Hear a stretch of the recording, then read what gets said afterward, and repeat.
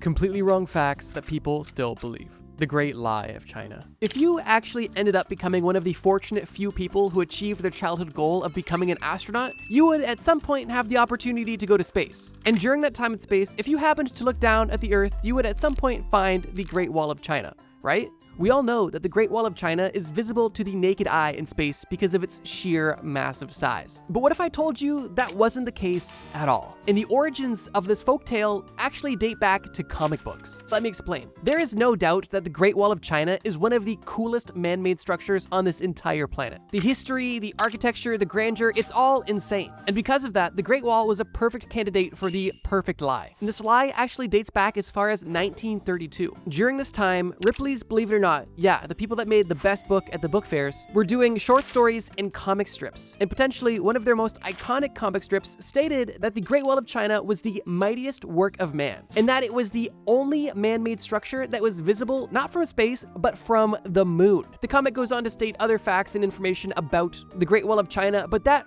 first line about the Great Wall being seen from space was not only an unsubstantiated claim, but was also enough to get people hooked, line and sinker. And from that point on, this wild claim made before anybody even went to space was just taken as fact. And well, the myth still persists to this day. Now, I would say it's more or less common sense that you can't see any one specific man-made structure on Earth from the moon, but I can see where it gets a bit dicey when you swap the moon for space. But with the construction of the International Space Station, it has been confirmed by numerous astronauts that the Great Wall of China is not visible to the naked eye from space. Astronauts have claimed that they have seen the Great Wall of China, but it has required magnification. But on top of requiring magnification, they also need to be extremely focused on where they're looking because the Great Wall of China blends into the landscape so well. The brown and gray bricks on the wall don't necessarily contrast super well from the brown trees and dirt. And for that reason, unless you know exactly where to look and you have a bit of magnification, you're not going to see the Great Wall of China from space. And you'd have a much better bet looking from a commercial airplane, assuming you knew where to look and it was clear. Now, to add a bit of insult to injury, astronauts have also claimed that there are other man-made structures that are way easier to spot from space, with those structures being way less important than the Great Wall of China, specifically airstrips and large stretches of road. And the reason for that is simply because of contrast. The dark black tarmac used to make roads and airstrips is much more visible. And on top of that, these simple structures are typically very straight. And as some of you may know, straight lines do not exist in nature. So for those two reasons, these simple structures stand out a lot more than the Great Wall of China. So yeah, the Great Wall of China is cool, but it's not visible from space cool. Which, please. I would say it's safe to assume that most people watching this video are familiar with the hysteria-induced Salem witch trials of 1692. And while the witch trials happened and were crazy, there are a ton of myths and misconceptions surrounding the Salem witch trials. So for that reason, I'm gonna kind of speedrun a bunch of Salem witch trial myths. You know, because we are getting into the spooky season. Okay, for starters, it wasn't just women that were being accused of witchcraft. During this time, everybody was hysterical, and nobody was safe from a demonic or witchcraft allegation. And while it is a fact that mostly women were accused and prosecuted, a quarter of the people that were killed during the Salem witch trials were actually men. This may or may not be surprising, but what probably is surprising is the fact that it wasn't only humans that were killed during the Salem witch trials. There was at least 2 dogs confirmed to be killed because they were accused and found guilty of witchcraft. And in these dogs' cases specifically, they were found guilty of being under the influence of witchcraft, which means that it wasn't even their fault, but they still died because of it, and that is sad. And speaking of deaths, I think the most common misconception about the Salem witch trials was that witches were burned at the stake. And while it's undeniable that at least 20 people were killed during the Salem witch trials, none of them were burned. That's right, 19 of them were hung, and 1 of them was crushed to death by rocks. Now, if you're saying to yourself, I know for a fact witches were burned at the stake, you're right, but it did not happen in Salem. All of the burnings that happened took place in Europe. And while the Salem witch trials only lasted roughly a year, there was multi-year-long hysteria and witch hunts that took place over in Europe that claimed the lives of thousands. And over there, they were burning witches left, right, and center. And I find that a bit interesting because Salem is now forever bound to the concept of witch hunts and witch trials. Although, compared to the witch trials that took place in Europe, what happened in Salem was really a drop in the bucket. Not to say that it was okay, but I mean, comparably, 20 deaths versus 1,000, you'd think they'd associate the practice with the Europeans. Or at least the Europoopans. Oh my god, that was so dumb.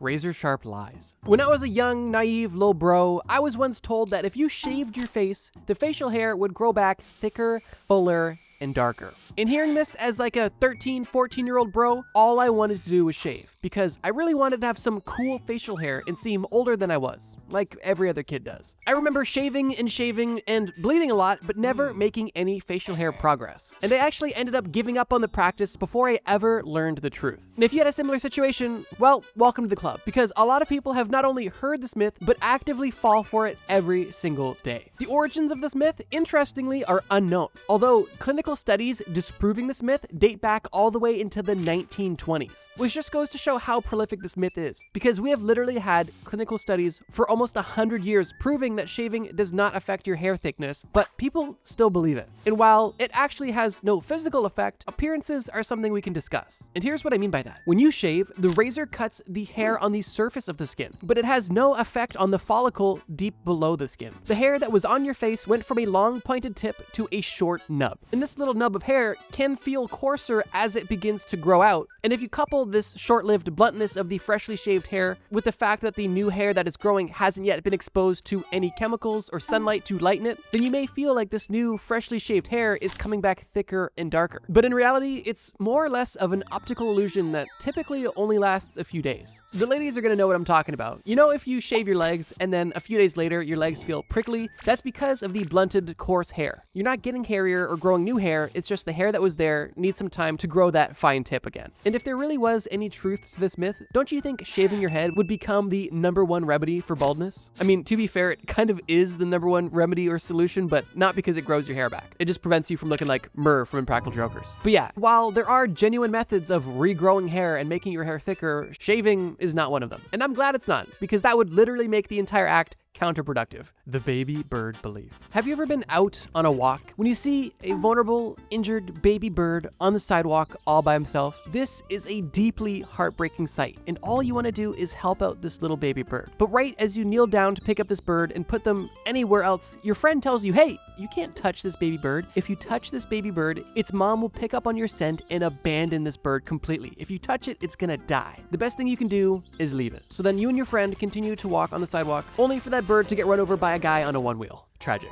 This is a myth that I definitely believed, actually up until recently, honestly, because I never thought about it too much, but I remember hearing this a lot when I was younger. Thinking about it now, it seems like a clever way for parents to make their kids not touch wild animals, but that's about as deep as it goes, because this claim is more or less of a folklore or a myth. When speaking about birds specifically, first of all, birds don't even have a very strong sense of smell to begin with. So scientists claim that it's highly unlikely that a bird would even be able to tell the difference whether or not their child has been touched by a human or not. And regardless of their lack of smell, birds are dedicated parents and go to pretty extreme lengths to ensure the survival of their children, even if that means killing one of their children, which sounds counterproductive, but I mean, if you've got 4 kids, one of them sucks, and you want at least 3 of them to live, you gotta get rid of the bad one, at least in bird logic. Now, with every myth, there's typically a kernel of truth. The kernel of truth is this. There is specific scenarios where birds will abandon their young, but it's not nearly as simple as, oh, if you touch the baby bird, it's done. What typically causes a bird to abandon its nest is if the bird's nest is simply too hostile to continue to live in. If the nest is consistently visited or even threatened by predators on a regular basis, and the bird's babies are still in the egg stage, then the parents may make the tough decision of abandoning the nest to begin a new one in a safer location. Although, if the chicks have been hatched, it's going to take a lot to scare away a parent bird from its nest. Although every bird is different, and there's definitely a fluctuation on commitment when it comes to bird parents. The general consensus is that birds that live longer are typically more picky and sensitive with their young, and potentially more likely to abandon their children. However, birds that live relatively shorter lives typically tend to be more committed to their children. And what's even more interesting is the fact that this doesn't only apply to birds. There are not many animals that will simply abandon their child because it has been encountered by a human,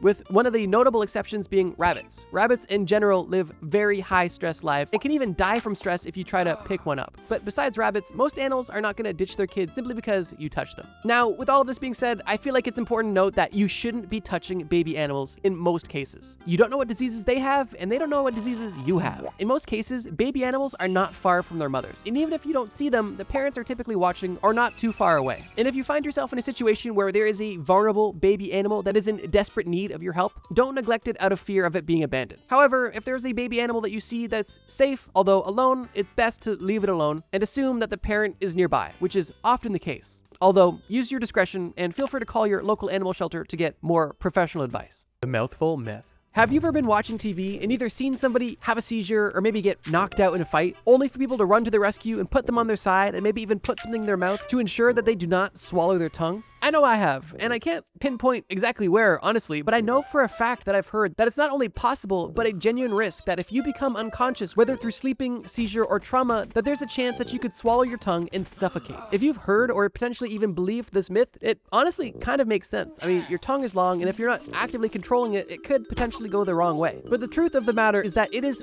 physically impossible to swallow your tongue, meaning that this is not a genuine risk. Unless your tongue becomes detached from your body somehow, it is physically impossible to swallow your own tongue, which is a good thing. Now, what's unfortunate is the actual truth of the matter and things that people try to do to prevent tongue swallowing. One of the worst things that somebody can do to prevent somebody from swallowing their tongue is by putting something in the person's mouth. If someone specifically having a seizure has an object inserted into their mouth, it can essentially just become a weapon and causing potentially broken teeth and now a new foreign object being in the mouth of somebody who's unconscious and seizing, which is a genuine danger because this object could be swallowed, which is definitely not good. What actually happens if you become incapacitated? Well, unless you're seizing, all of your muscles are going to relax. This includes your tongue. And when your tongue is in a relaxed state, it is possible for your tongue to partially or even completely obscure your breathing. Obviously, this isn't swallowing your tongue, but it is still dangerous. This phenomenon is extremely common, and it is known in most cases as snoring. Sleep apnea specifically is a result of a partial blockage in your airway during your sleep. But in the case of somebody who's currently seizing, their muscles aren't relaxed whatsoever. One of the bigger risks isn't their tongue falling to the back of their throat, it's actually the individual biting their tongue, and in some cases off. If you thought biting your tongue accidentally when you ate felt bad, imagine unconsciously putting all of the force of your jaw onto your tongue for minutes on end. That is a scary thought.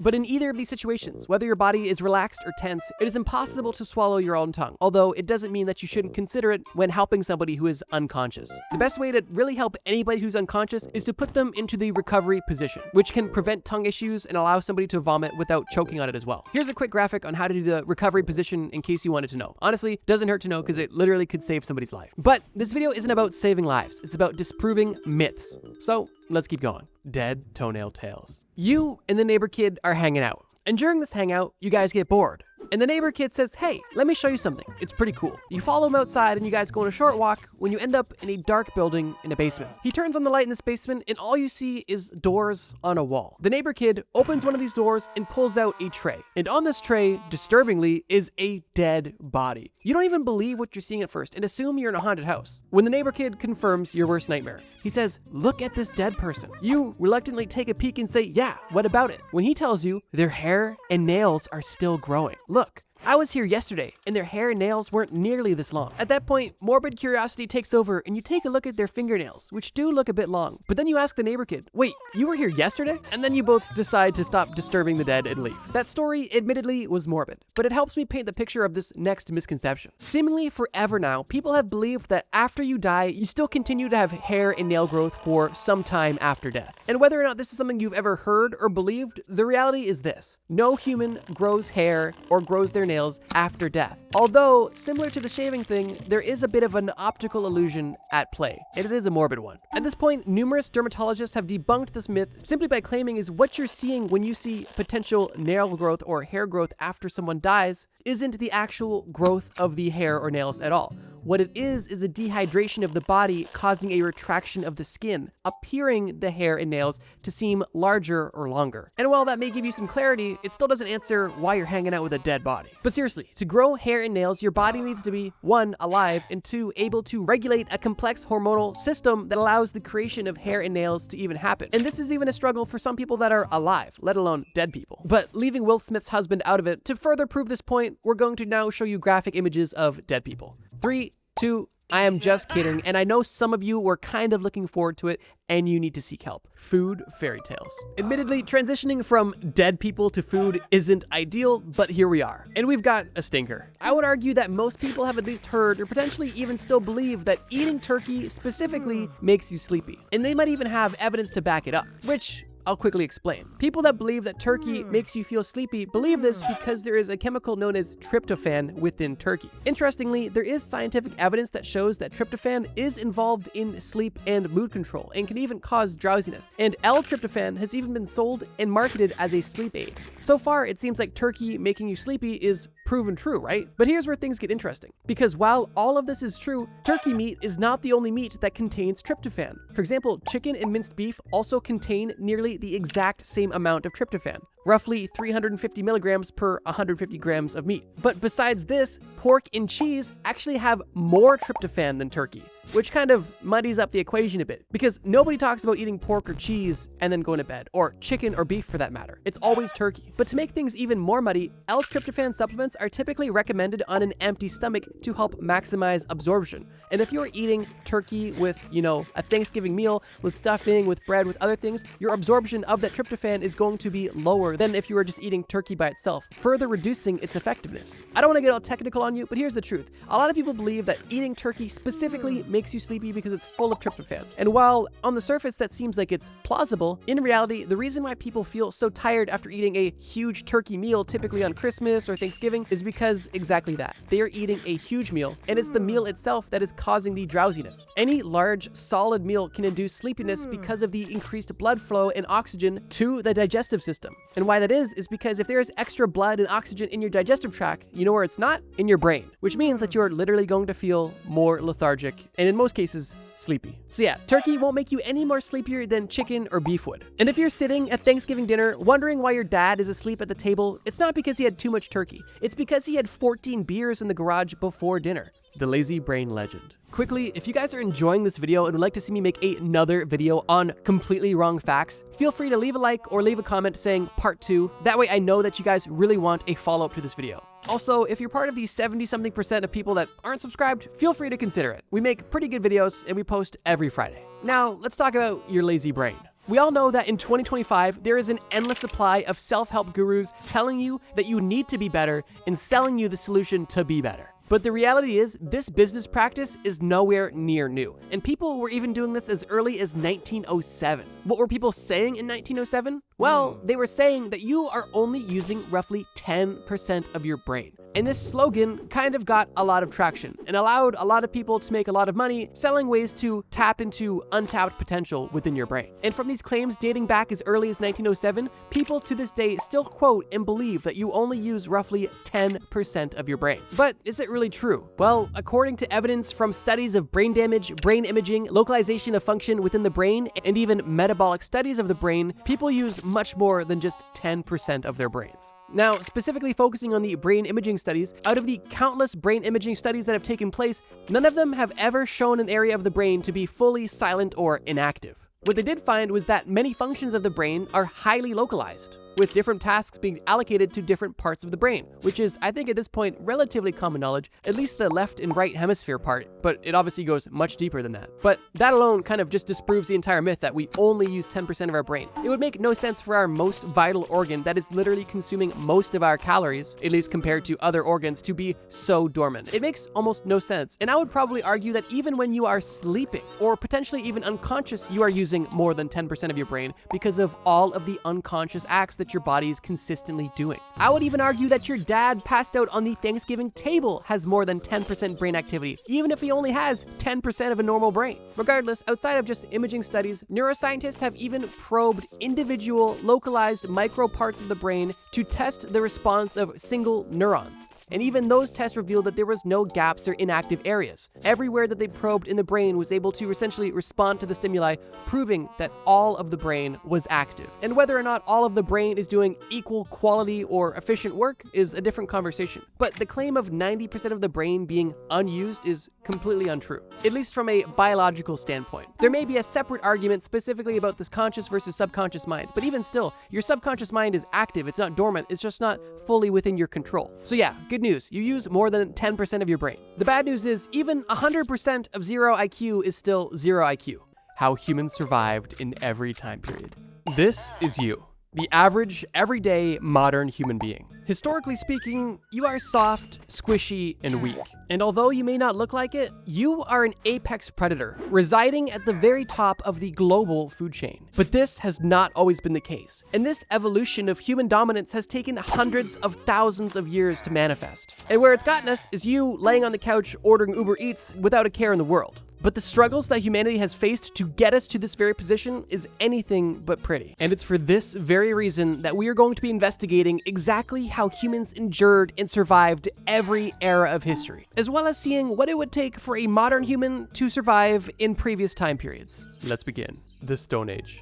The first thing you're going to notice after being dropped in the Stone Age is the sheer shock of how little you truly have. In the Stone Age, you have no phone, wallet, glasses, watch, clothes. You are truly left to your own devices, and it's up to you to figure out how to survive. Luckily, not too far in the distance, you notice a small tribe of humans, and you know better than to interact with them, so you start by observing them. One of the first things you notice is how little these people have. This small tribe of humans have animal pelts draped over their body, and beyond that, appear to only have a pile of rocks and sticks at their disposal. The settlement that they're in is rudimentary and looks almost temporary, and that's because humans at this point in the early Stone Age are still primarily nomadic, meaning that long-term settlements aren't established yet. And although these people are occupying this area now, they likely won't be there in a few months, as they will likely seasonally follow animals in different weather patterns. Taking a closer look at this pile of sticks, you notice that they're not just sticks, they're actually tools. And these rocks that they're carrying all serve a purpose. Some of these longer sticks have pointed, jagged rocks at the ends, while some of these shorter sticks have large black rocks attached to them. And you notice that these are spears and obsidian axes. You notice one of these people actually creating these tools. They are literally using stones to carve out other stones. At this point, you're already taking a mental note of how simple the Stone Age appears to be in comparison to the modern day. And while that is definitely true, it's important to also note that just because something is simple, it does not mean that it's easy. Besides just sitting around and crafting stone tools that literally define this entire time period, there are a lot of other skills required to survive. One of the more unlikely culprits is actually social skills, which may seem a bit random, but when you think about it, your tribe in the Stone Age is literally your lifeline. Every aspect of life is so time-consuming and takes so much effort. Collecting food, cooking food, fabricating tools, preparing pelts, migrating. Literally everything takes so long. And it truly does take a village in the Stone Age just to support each other, because everybody plays their role. We are talking about real hunter-gatherer times. And it's for this reason that you need to provide value to the group that you live in. Because if you are in a group and you are unable to perform in any aspect of your tribe, there's a very likely chance that you're going to be exiled. If your gathering sessions are consistently unfruitful, and if you are simply not pulling your weight in the group, then the entire group is going to have to make the decision between picking up your slack or cutting off the weakest link and exiling you from the tribe. And during a time where every day is a struggle to survive, you do not even have the luxury of picking up anybody else's slack. And for the edgy lone wolves watching this video, being alone in the Stone Age may not seem like such a bad thing, until you realize that not only does every aspect of life require a group to truly thrive, but in this time period, you're also susceptible not only to nature, but natural predators. Because that's right, in the Stone Age, humans definitely have natural predators. And if one of these predators see a lone human walking around, they're either going to assume you're old, sick, exiled, lost, and it doesn't really matter which one is the case, because in any of those instances, you are vulnerable, meaning that a predator can easily make you lunch. With this new realization, you decide to introduce yourself to this group and make yourself at home, because the only way you as a modern person has any chance is by making some good friends. Fortunately, this tribe takes you in, but you are tasked with your first job, making fire. Another essential skill of Stone Age survival. As you gather a few sticks, you realize that the entire tribe is looking at you. And they didn't give you this task as a job, they gave it to you as a test. Because if you can't start a fire, then there is absolutely no way you can pull any weight, and they're better off leaving you behind. Although fortunately for you, you watched Survivor Man a time or two and spun a stick on a log like your life depended on it, getting a kindling going, and then a small fire, proving your worth to the group and ensuring your survival, at least for that day. As the day goes on, you are informed that it's now time to hunt. The tribe has sharpened tools, a new fire, and it's time to eat. And you're being invited to hunt with the tribe. With no other option, you accept the offer and you begin on the journey. One of the first things you realize is that while these people may be human, they are definitely not the same as you, because their endurance is next level. These hunters that you are struggling to keep up with can seemingly run for days. And not only that, they know exactly where they're going and they can read the landscape like the back of their hands. This deep connection to the landscape you inhabit is crucial for long-lasting survival in the wild. And as a modern human, it's a skill set you're going to have to develop. But for a Stone Age human, this is the only life you know, because you are still deeply connected and ingrained in nature. After a successful hunt, you return back to the camp exhausted, while the others you went out with seem barely phased at all. And that's because for you, this was the workout of a lifetime. But for these prehistoric people, this was simply everything. everyday life. And this experience gave you a lot of context into how humans survived in the Stone Age. Survival wasn't a hobby or a job or entertainment. Survival was a daily task, day in and day out. And there was no work-life balance because your life was work. And anything you needed, you had to work for. The clothes on your back, the food in your stomach, the wood in the fire, the stone on your spear, the cave that you're sleeping in. Everything required effort. And with that, we understand that Stone Age humans survived because of their deep understanding of the landscape that they inhabited. And these skills allowed them to consistently find places to live temporarily or even long term. And on top of their geographical knowledge, their ability to fashion tools out of materials simply laying on the ground is extremely impressive and allowed them to not only catch animals and protect themselves, but also to create clothing and process food and make other tools. And with that, if you could understand the landscape and develop your own tools, then the only other thing you really needed was the ability to create fire. And with that, you had every aspect of life essentially covered. Besides, obviously, shelter and water, but those are also part of understanding the landscape, because the water that you get comes from natural sources. And during the early Stone Age, most of the places you inhabit are also typically natural structures, or extremely simple structures made using natural materials. Because of this experience you've had with these Stone Age people, you've gained a newfound respect for prehistoric humans. And although you now have a better understanding of how cave people lived, you also are very certain that you want to spend no more time during the Stone Age, because you've been spoiled by the modern day, and the Stone Age is interesting, but it also makes camping look like a 5-star resort. And with that, we decide it's time to move on to the next time period. The Bronze Age. One of the first things you need to be aware of before we drop you into the Bronze Age is this. The Stone Age literally took place over the course of millions of years. But the Bronze Age is where we truly see the beginning of human technological development hit an exponential point. Because what humans are about to develop over the next couple thousand years is going to make the development over the millions of years in the Stone Age seem like child's play. Although it was obviously a necessary part of our human development. After being dropped in the Bronze Age, you almost don't recognize the world that you were looking at. Obviously, there are some glaring similarities between the Stone Age and the Bronze Age, but the differences are stark. One of the first things you notice is that the people aren't wearing pelts anymore.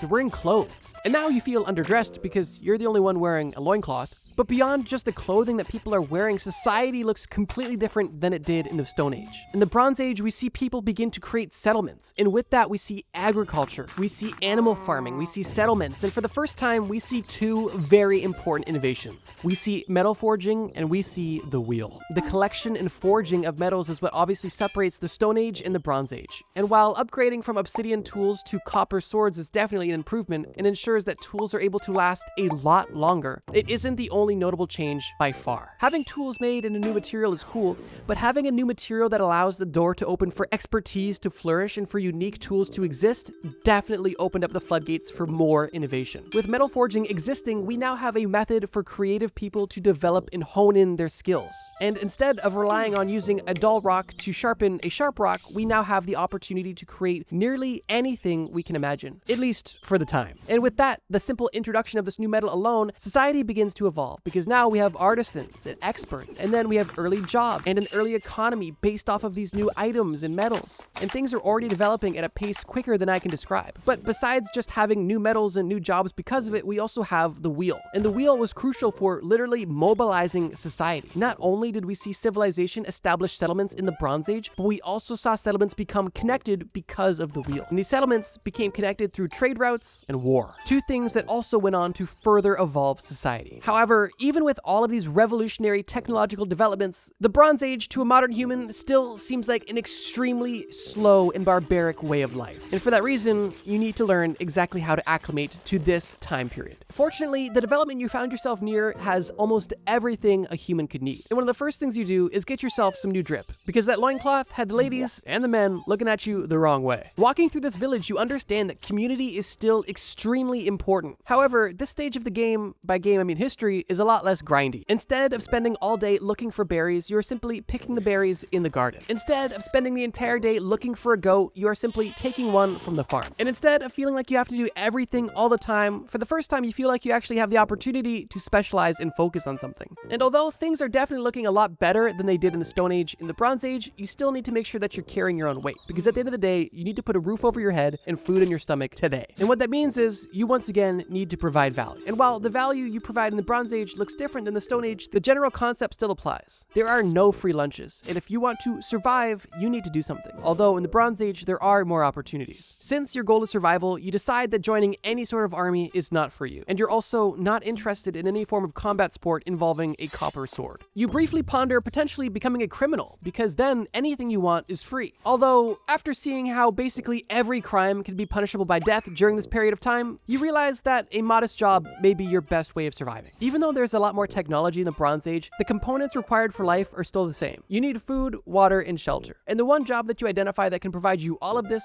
is farming. Because of the new tools and methods introduced in the Bronze Age, mass farming is at an all-time high, at least relatively. And for that reason, there's a lot of opportunity to work within farming. And a lot of these jobs provide food, shelter, and water in return for your all-day, indefinite, back-breaking labor. It's not glamorous, but your goal here is survival. You're not trying to be rich or famous, you simply just want to live a long, safe life. But after making yourself useful on the farm and breaking your back, even though you now have new tools, a wheel, and new clothes, you decide it's time to continue moving. Because although the Bronze Age and Stone Age feel like night and day in human history, you know that there's a lot more to come and you want to experience it. The Iron Age. The difference between Bronze Age and Iron Age is not nearly as shocking as the difference between Stone Age and Bronze Age. However, it doesn't mean that the advancements are any less important. During the Iron Age, we don't necessarily see an entirely new way of life, although we see an expansion upon the previously established way of life in the Bronze Age, with some improvements. Obviously, the most notable difference being the new metal at play. Iron changed the metal tool game like never before, and that's because it was readily available and extremely durable. And because of that, iron tools became economical, and what that means is not only was there some tools, there was a lot of tools. And with more tools being in the hands of more people, human development began to ramp up even quicker than before. And because of this, we start to see society truly hit scale. Farming, both agriculture and livestock, became more optimized. Iron mining became more optimized. Metal forging became more optimized, and there was more of it. And because of this, everything that the Bronze Age really established, the Iron Age was able to run with. And that's kind of a common theme in every time period so far. Every lesson, development, technique developed in the previous time period can be applied and expanded upon in the next one. And that's kind of life in general, if you think about it. Regardless, with yourself being dropped in the Iron Age, my advice to you on surviving wouldn't be much different from the Bronze Age. Make sure you are refining your social skills to have a good circle of people around you, and make sure that you are obeying the law. Make sure you're not getting yourself into any wars, and make sure that you're making yourself valuable without making yourself a target. Since you already have experience from farming in the Bronze Age, I would recommend farming once again in the Iron Age. You could make a living, afford shelter, afford food, be around water, and if everything took a nasty turn, you would at least have the skill set to provide for yourself if all else fails. And might I add, in this time period, to take up some sort of sword fighting hobby in the background. Not because you want to fight in a war, but because you want to be able to protect yourself in any situation. And like they say, it's better to be a warrior in a garden than a gardener in a war. The medieval era. One of the first things you notice after landing yourself specifically in medieval England is the difference in people. There's civilizations like you saw in the Iron Age, although this civilization is different. It's obviously more developed, but one of the biggest things you notice is the sheer amount of class separation. Most of the people you see roaming the streets don't look super different than they did in the Iron Age. Although you do see almost a new class of people. You see merchants with elaborate clothing. You see nobility with clean robes, and you even get a glimpse of the king going down the street. And it's with this initial impression that you realize that you're not in Kansas anymore. Besides the differences that you see, there's a big difference that you can smell. Because being smack dab in the middle of medieval England, you can smell everybody and everything. And that's because with how developed cities have become, people are being more and more crammed into smaller and smaller places. And for that reason, everybody is literally in everybody else's business. And if you thought working on a farm in the Iron Age smelled bad, well, just smell medieval England. And make sure you keep your mouth closed if you see anybody on the second floor dropping fudge popsicles out of a bucket from their window. After noticing this rather large wealth gap, you understand that if you want to survive, your best chance is by at least having a bit of money. Because the vast majority of poor serfs, unless they are skilled laborers that are able to stay in town, are typically sent to the countryside for agricultural jobs. And while that was something you have experience in, you don't want to slave your life away anymore. And the life of a serf in medieval times is typically not one that screams longevity. Long hours, poor food, poor healthcare, no education, unsafe work conditions. There's a lot that could go wrong. And for that reason, with your goal of surviving, you want to have at least a few shillings in your pocket. You end up cozying up to a local sword merchant. And while this is a suitable side gig and you're able to learn the business and grow within the company, you realize that this society is a lot more complex than previous times. Obviously, royalty is relatively new in your historical travels, but on top of this, religion is a massive staple, not only in day-to-day life, but also in your survival. In medieval England, the Roman Catholic Church ruled over everything. And for that reason, if you are not following following the rules of the church, you could be fine. And if you publicly disobeyed or potentially disagreed with the church, you could be killed. Which is why you quickly begin to study the Bible and learn a few prayers in Latin. After getting your side gig and getting familiar with the local customs, you are now met once again with the harsh reality of sickness. While human development has brought us new major cities, we are now experiencing the downfall of some of these overcramped and unsanitary cities, specifically plagues. And if you just happen to be living through 1348, your best chance of survival would be leaving the city immediately and taking the skills you learned in the Stone and Bronze and Iron Age to live off the land yourself. Because during the plague, even buying bread from somebody could be a death sentence. But outside of these relatively niche plague times, there is still the overarching lack of healthcare. Obviously, there was basically none in any of the previous time periods, but in the medieval era specifically, there was at least development with healthcare, but a lot of these treatments were actually more harm than good, meaning that if literally anything went wrong, whether it be a broken bone or a small cut, if you weren't in perfectly good shape and perfectly healthy, you were much closer to death than you would have ever been in the modern day. But even if you were lucky enough to be surviving in the medieval era during a time when there was no plague, you had a job that was making you not a poor serf, you still had to hope to God, literally, that there was not a war on the horizon. Because if you, as a young adult, were summoned to war, you essentially had no option. Either go to war or be killed for not going to war. And if you went to war and got injured, your chances of dying were high. And if you went to war and got injured and survived, once you came home, you would not be able to continue your work and you would essentially be poor on the street and likely die on that street. And with that hard lesson learned, you realize that if you want to survive in medieval times, you need to not only work a job, but be savvy enough to earn a higher than normal income. You have to religiously follow the church. You must never break a law. You must never upset a royal. You must never be in bad health or become injured. You must hope that a war never breaks out that requires your assistance. And spoiler alert, there was a lot of wars during the Middle Ages. And while you actually find the Middle Ages rather interesting, you know that this was not the place for you. And you decide to continue your journey. The early modern era. The early modern era is the shortest time period we're going to discuss on this list, besides the modern era, which is still ongoing. The early modern era was only 300 years long, spanning from 1500 to 1800 AD. But this time period was pivotal for human civilization. And while it consists of a lot of the things we've already discussed previously, the early modern era specifically is defined not by metals, but by intellectual pursuits, specifically in major developments in both world exploration and scientific pursuits. With the prosperity that Europe saw during the Middle Ages, they decided that their best next course of action during the early modern era was to begin expanding, which is why we saw a plethora of colonization during this time, because these European countries wanted more land, more wealth, more power. And because of this, the early part of the early modern era is rather tumultuous. There is a lot of religious instability, and also instability across the globe with this newfound colonization. And because literally so many revolutions took place during the early modern era, if you have to be a part of one of the revolutions, I would recommend being a part of the scientific revolution, specifically by trying to get your name in the same group as Copernicus, Galileo, or Newton. And while you might be thinking, I'm not nearly as smart as any of those guys, you don't need to be. Because if you're a modern person just being dropped in the early modern era, then you have a plethora of knowledge that you could use to change the world early and make yourself not only a remembered scientist, but also literally a god. But also keep in mind that revealing too much knowledge would actually not get you respected, it would get you killed, because you would just seem crazy. And if you challenge the status quo too much, well, that wouldn't be good for you. So with your goal of survival, you drop hints about knowing things and become a respected philosopher, making sure that you stay vague, but also inspirational. Near the end of the early modern era, you begin to see things that you recognize from the modern era. You see democracy, capitalism, banking, personal individuality, and this is all a part of the Enlightenment near the end of the early modern era. And it's with this realization that you remember that you're almost home. You've been going through almost all of human history, and now your final step is going back to the modern day. And while your time in every different time period has been brutal and tough, and you've missed even the most modern of luxuries like Uber Eats and a toilet, you've definitely grown to respect previous eras of history, and you've had a major boost in respect for people who came before you, and essentially paved the way for you to live the comfortable life you live today. And with that, you realize that there's only one more place to go, and that's returning home, the modern era. Obviously, if you want to know how to live in the modern era, go look in the mirror or ask your grandpa. But I want to point out some interesting nuances that separated the early modern era from the modern era, because the modern era isn't just this week or this month. It dates back all the way to the early 1800s. And even though it was less than 200 years ago, the early 1800s is a much different time and lifestyle than the 2020s. One of the biggest technological advancements during the modern era is the Industrial Revolution, which swept through Europe, America, and eventually the world, and changed not only jobs and economies, but lives forever. But the Industrial Revolution wasn't just the building of factories and a boost in manufacturing. manufacturing jobs. It also meant further development in urban areas, specifically with developments in mining and transportation, with trains, buggies, and eventually cars becoming popular. And these tools, once again, changed the world and allowed further and further exponential development. And while this Industrial Revolution definitely improved the quality of life of some, there is undoubtedly still horrible labor conditions existing for those working in factories. And this includes women and children being paid next to nothing for backbreaking and then sometimes deadly jobs. But it's once again these hardships that people go through that brings us to the modern day,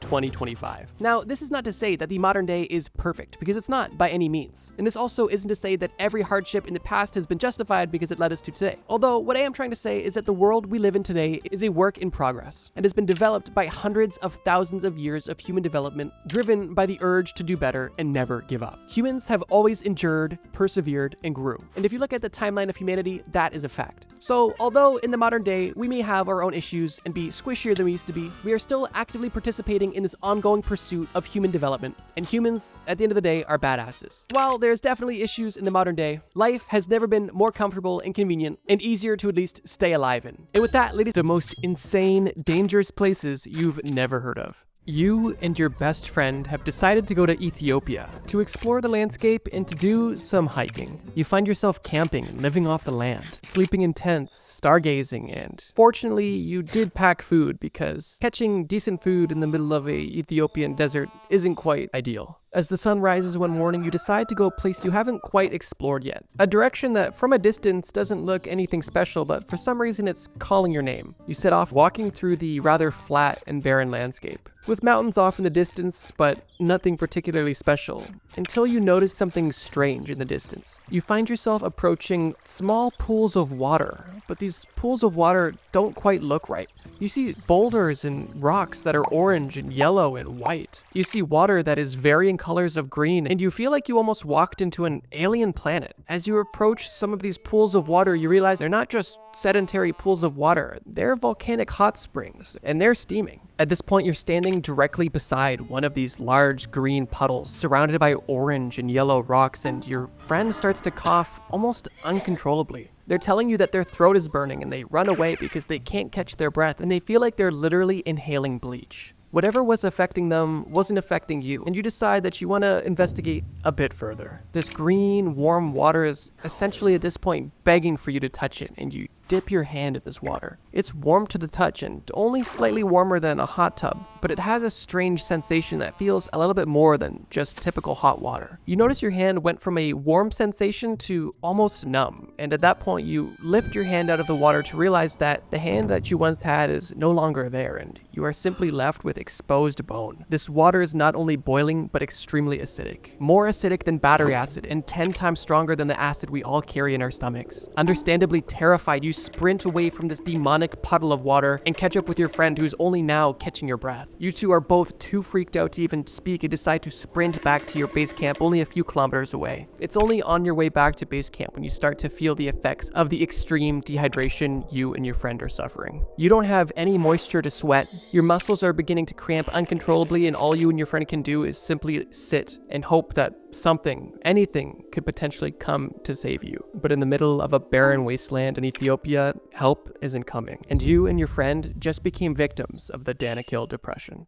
The Danakil Depression is such an interesting and honestly unique place, and although I may have embellished a few details in the story, everything I did say was true. The Danakil Depression is a very unique and odd geographical phenomenon located, like I said, in Ethiopia. It's called the Danakil Depression not because it's upset, but because it is literally depressed into the ground, located over 400 feet below sea level. And the reason why this place even exists is because it's in the center of 3 tectonic plates that are slowly shifting apart, meaning that the depression is slowly sinking deeper and deeper into the ground. Before we even get into the weird colored rocks and weird toxic water that exists within the Danakil Depression, it's important to note one thing. The Danakil Depression is the hottest place on Earth year-round. So although technically Death Valley in California has the highest recorded temperature, keyword recorded, the Danakil Depression has the highest average temperature year-round, that being 34 degrees Celsius as an average, which is 9 degrees hotter than the average temperature of Death Valley, and even a few degrees hotter hotter than the second hottest place on Earth year-round. That fact alone would make it worthy of being on this list, because those kinds of heats are deadly. But for the Danakil Depression, that's one of its more tame attributes. So we know why it's called a depression, and we know why it's slowly sinking, and now we know that it's extremely hot, but what's going on with these weird moon rocks? Well, there's actually a few reasons for that. What little water is available mixes with the iron, copper, and sulfur from the surrounding volcanoes. Oh yeah, did I mention this place literally has volcanoes too? That high concentration of minerals and the low concentration of water with the very unique conditions that the volcanic region provides creates these very strange and unique looking structures. The water is in fact acidic, although it likely wouldn't melt your hand to the bone in a matter of seconds, but it is in parts more acidic than battery acid and, like I mentioned, 10 times more acidic than the acid in your stomach. Not all of the water is this acidic, although none of it's marked, and personally, that's not a gamble I want to take, so I wouldn't be dipping my hand in. Oh, and the throat burning? Yeah, that's because of the high concentration of chlorine that also exists in some of these pools. Once again, unmarked, so it's kind of a gamble on which pools are gonna burn your throat and melt your skin, but if you get the right pool, you'd be sitting in a nice natural jacuzzi, but there's other places you could do that, likely less risky as well. I wanted to add the Danakil Depression to this list just because it's so unique looking and honestly has some very unique attributes. It almost reminds me of a combination between Lake Natron and Death Valley, because it consists of obviously an extremely hot location that also has very deadly bodies of water. This is something that I haven't heard of until doing research for this video, so I knew it was a great way to start off the video. But this is only the first entry on this list, and you and your friend are only beginning your globe-trotting journey around the world. So let's get to this next dangerous location you probably should have never gone to. You're getting off the plane at your next location, and at this point, you and your friend are still confused on how you made it out of the Danakil Depression alive. Regardless, you get right to your expedition. Walking off the remote runway, you walk directly into the Amazon rainforest. Part of the Amazon rainforest that is specifically in Peru. You and your friend realized that you didn't necessarily enjoy the barren landscape of an African desert, so you figured getting some lush forests with plenty of moisture would be a nice change of pace. You and your friend are swinging machetes, cutting down brush, and making your own little trail, and seeing a lot of really unique and cool things that live in the rainforest. When all of a sudden, you see a weird fog roll in.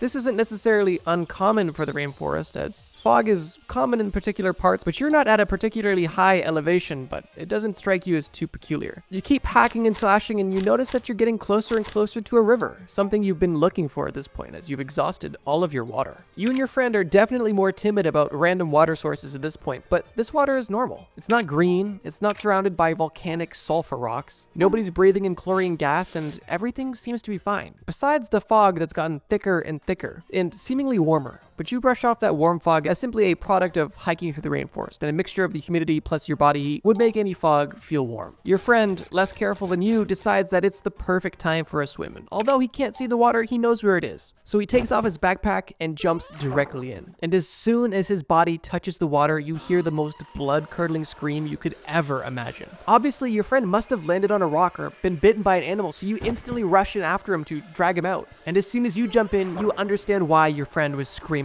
so horrifically. The river you just run into was boiling hot, cooking you and your friend alive. You two have just become the most recent victim of the boiling river in Peru. Once again, we find ourselves in an almost fairy tale location. As I mentioned in the story, the boiling river is a real place, and it's a rather modest river that flows through the Amazon rainforest in Peru. The fog that you and your buddy saw was steam, and that's because this water is hot, and I mean scalding hot. It reaches temperatures of up to 200 degrees Fahrenheit, or 93 degrees Celsius, which is, yeah, hot. This heat alone makes it one of the most dangerous rivers on Earth, especially because it's so unassuming looking, unless you know what you're looking for. It may be unsurprising to you that this river, like the first, is being heated to such a high temperature by geothermal activity happening beneath the Earth's surface. Fortunately, this river isn't a big risk for tourists, as the location of this river is rather remote and challenging to even get to. And although you and your friend perhaps are experienced bushwhackers, many people aren't. And the majority of the death toll caused by this river are small animals who don't know any better. And on top of the challenging and remote nature of this location and the sheer presence of a boiling river, the last unsurprising aspect that makes this river so dangerous is, well, its inhabitants. Surrounding the river, like many parts of the rainforest, is venomous snakes, venomous spiders, and even leaves that could potentially cut your skin, like little paper cuts. Crazy. Seriously though, yeah, I mean, this one's pretty straightforward, but it's still crazy, and I've never heard of this before, so I knew I had to add it on this list of dangerous locations. This may seem simple, but you have to keep in mind, who in the right mind would just assume that a river is boiling? freezing. I would say it's relatively reasonable to assume water is cool or maybe even room temperature at its warmest. But if we've learned anything from these first two stories, it's that if you're in some crazy, isolated, and unique locations, make sure you check the water. Maybe with a stick, or maybe just ignore it altogether. I guess one thing about this river that's cool is that if you get lost in the Amazon rainforest somehow and you happen to find this river and don't become a victim to it, this would be the perfect way to make rainforest soup. Literally, just go catch bugs, sticks, rocks, maybe not rocks, actually. Anything that doesn't look poisonous, put it in the water, let it boil, and there you go. You got rainforest stew. So bring it down a little bit on the danger meter because it could save your life if you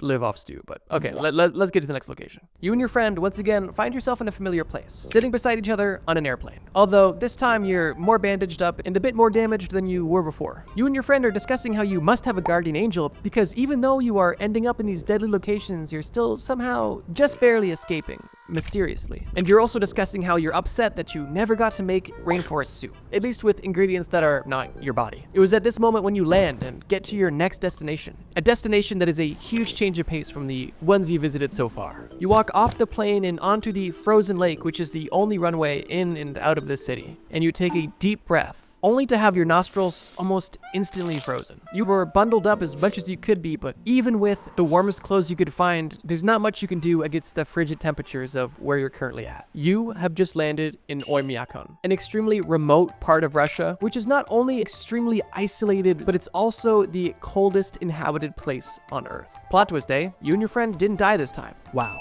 Call that character development. Seriously though, Oymyakon is an interesting place, and I don't think it's necessarily hard to understand the dangers of severe cold. And by severe cold, like -40 degrees is pretty average during the winter, and the lowest recorded temperature ever was -98.9 degrees Fahrenheit, or -67.7 degrees Celsius. This place is beyond frigid. And sure, we could discuss all of the ways that this extreme cold could cause frostbite and hypothermia and other cold-related illnesses and death. But instead of talking about how you would die in this place, I want to talk about how you live in this place. Because living in a place this cold comes with some very unique challenges. Challenges that you probably wouldn't have thought of, unless you're super big brain.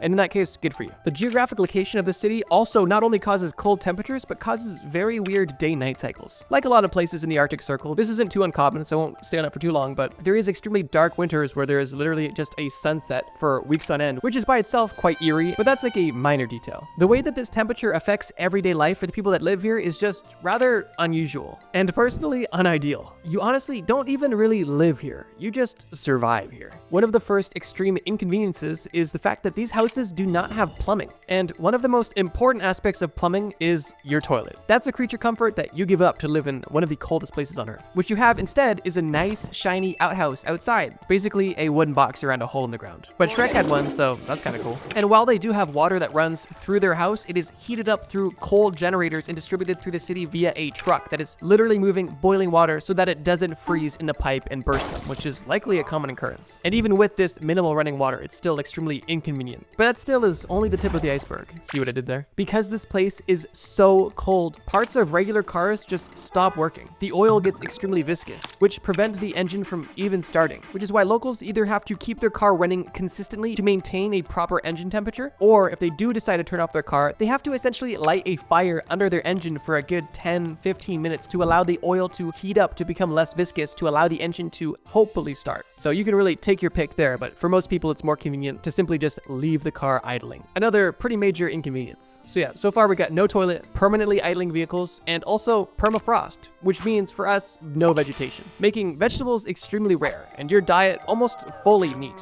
and maybe the occasional bread if you're lucky. And if you so happen to become a victim of the location in which you live, even your burial becomes a rather extensive process, as permafrost makes not only farming, but also burying bodies rather difficult. And funerals here often begin with a fire simply to heat up the ground. And even then, it's not easy digging into this deep permafrost. But yeah, those are just a few creature comforts you don't get. And also, say goodbye to your smartphone, because yeah, you know how it's like kind of cold and your iPhone just randomly dies? Here, if you take any electronic outside, they're cooked. So yeah, you and your friend might have not died going to Oymyakon, but you definitely do not want to live there. So you two already begin packing your bags. Okay, quick intermission and I guess honorable mention. Before we get to this next entry on the list, I just want to mention a general concept, not even a general location: active war zones. Holy. When I was researching for this video, I was shocked by all of the active war zones that there is across the world. Like, sure, you hear about stuff on the news, but there's literally so many ongoing geopolitical disputes that just make entire areas completely dangerous to even just be near due to the high tensions. So although this is likely obvious and not worthy of its own point, I did want to make it a quick honorable mention. Yeah, if you're going somewhere, especially somewhere you're not familiar with, check for active war zones, because believe it or not, they can add some complexity to your trip that you likely aren't looking to deal with. Okay, let's keep going. Back on the plane, you and your friends realize that you've experienced a bit of a Goldilocks situation. You've experienced too hot.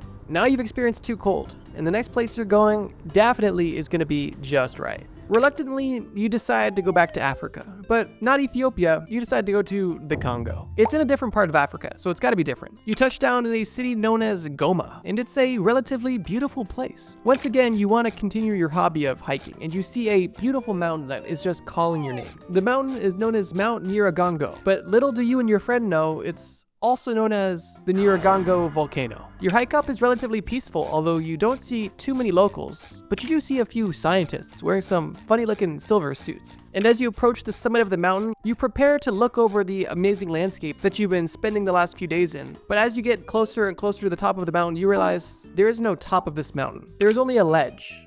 And if you look inside the ledge, you will find the largest lava lake of its kind in the world. At this point, you and your friend have learned to not jump into random bodies of water. And although this isn't a body of water, to your friend, it still looked a little tempting. You and your friend have learned your lessons around volcanoes and just decided if they're dangerous underground, they're definitely dangerous above ground. So you guys make your way back down, spend some time in the village, and the night before you flight, you reflect on how much fun you've had in the Congo. Until in the middle of the night, during your sleep, you are woken up by people screaming, yelling, and most importantly, running. This mountain and volcano isn't dangerous simply because of the presence of this large lava lake. It's dangerous because this volcano is one of the most active volcanoes in the world. And it doesn't take a scientist to understand that volcanic eruptions are extremely dangerous. Fortunately, you, your friend, and all of the locals make it out of the city alive. But unfortunately, the lava has essentially destroyed everything that was there. And that was the reality for many people in 2002 during one of the last eruptions, which left thousands of people homeless, and unfortunately took some victims with it. This entry is definitely one of the more known entries on this list, but I wanted to add it because volcanoes are just such interesting phenomenon, and it seemed on theme for this video. In reality, many people don't have access to just simply climb to the top of this mountain, as access is tightly regulated due to the obvious risks involved, and is typically only left for scientists. But like I mentioned, beyond just the lava lake on the top of this mountain, the entire area is prone to seismic activity, meaning that if even the volcano doesn't erupt, there's a very good chance that a dangerous earthquake could cause some serious damage to you or the place that you live. This mountain and general geographic location is beautiful and interesting, at the very least scientifically. But due to the unpredictable and obviously dangerous force of nature, the city of Goma and surrounding areas are definitely a place that I would consider to be extremely dangerous. So yeah, this one's not necessarily unheard of, and it's not even the most dangerous, but I'm hoping the cool factor can kind of make up for that. One quick note I want to make is if you're an OG Trust Me Bro fan, then you probably thought I have covered this topic before, and you're not fully wrong. About 9 months ago, I made a much worse video about how you would die in dangerous locations. And in that video, I discussed pretty well-known locations and I went into detail about how they would kill you. I wanted to make this video because I think the topic is just so interesting, and honestly, my videos are a lot better now than they were 9 months ago. So although that video was fine, this video is a lot better. And if you want a good laugh, check in the description. I'll link that video that we posted 9 months ago. So before we get into our last location, I want to say 2 quick things. 1, if you've already written a comment saying, I know about these, I live here, please understand this. I'm just a simple stick boy, and a lot of these are news to me. And some of them were just too cool to not put on this list. So if you've heard of any of these, simply appreciate the fact that you're just bigger brained. And if you know some facts about these locations, drop them in the comments. And secondly, I just want to say if you guys enjoy videos about crazy, scary, illegal, and creepy locations, please let me know in the comments below. I try to read all of the comments and I take your suggestions very seriously. Now, let's get into our final location. And I guess while we're on the topic, you and your friend are now just fed up. You both look like that guy from SpongeBob with the glass bones and the paper skin. And you realize that you've had it with this overseas travel. You're going back to the States and you're playing Minecraft. That's gonna be your form of exploration. But after some time healing and playing Minecraft, you get that wanderlust once again. And you and your friend decide to plan one more trip. Although this trip is domestic and you're going somewhere that has to be safe. You drive up to Washington State, specifically southeastern Washington State. And the objective of this travel is not to do any outdoor hiking or to do anything crazy with nature. You've learned your lesson. What you want to do is some urban exploring. And you found this really cool old abandoned abandoned factory-looking place on the Columbia River, and you and your friend approach this location but have to park far away because it is still, for some reason, pretty heavily secured.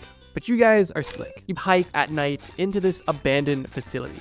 This place looks cool. You're walking around, checking stuff out, looking at rusty things and broken things, when all of a sudden, you hear your friend say that he doesn't feel so good. You look up at him and he looks up at you, and you're faced with a ghoul from the Fallout games. You think you're tripping because there's no way your friend could look like this, when all of a sudden your friend tells you that you look like a disgusting creature. And it's at that point when you realize that both you and your friend have been exposed to massive amounts of nuclear waste, and that you weren't in just some regular factory. You were in the Hanford site, a decommissioned nuclear production complex that was established as part of the Manhattan Project during World War II. Okay, I got a little goofy with the story there, but it is true. This is an extremely dangerous place that not many people are familiar with. At least I wasn't. If you're anywhere in Washington State, this is likely one of the most known just because it's native in the US, and it does have relatively major historical context, so consider this one not even unknown. But this one is really cool. And, like you guessed, insanely dangerous. This place had the world's first full-scale plutonium production reactor, and made the plutonium for the Fat Man, which is the bomb that was used on Nagasaki during World War II. So this place has some baggage. But once the US government thought that they had enough plutonium, they started shutting down the facility and actually closed it down entirely in 1971, which isn't too long ago, at least when it involves radioactive waste. It likely may serve as no surprise that early protocols for disposing of such dangerous chemicals and byproducts were completely inadequate, and now we're seeing the consequence of it. And Hanford site is one of the largest environmental cleanup projects in the entire world. Obviously, there's a few more known ones across the world like Chernobyl and Hiroshima, but domestically in the States, this is definitely one of the biggest cleanup projects. As of last year, they are still cleaning it up, and there's over 10,000 people that work to clean up this site. I'm assuming they have proper protective gear, but still, working in a radioactive site cannot be fun. Or safe. I meant to say safe.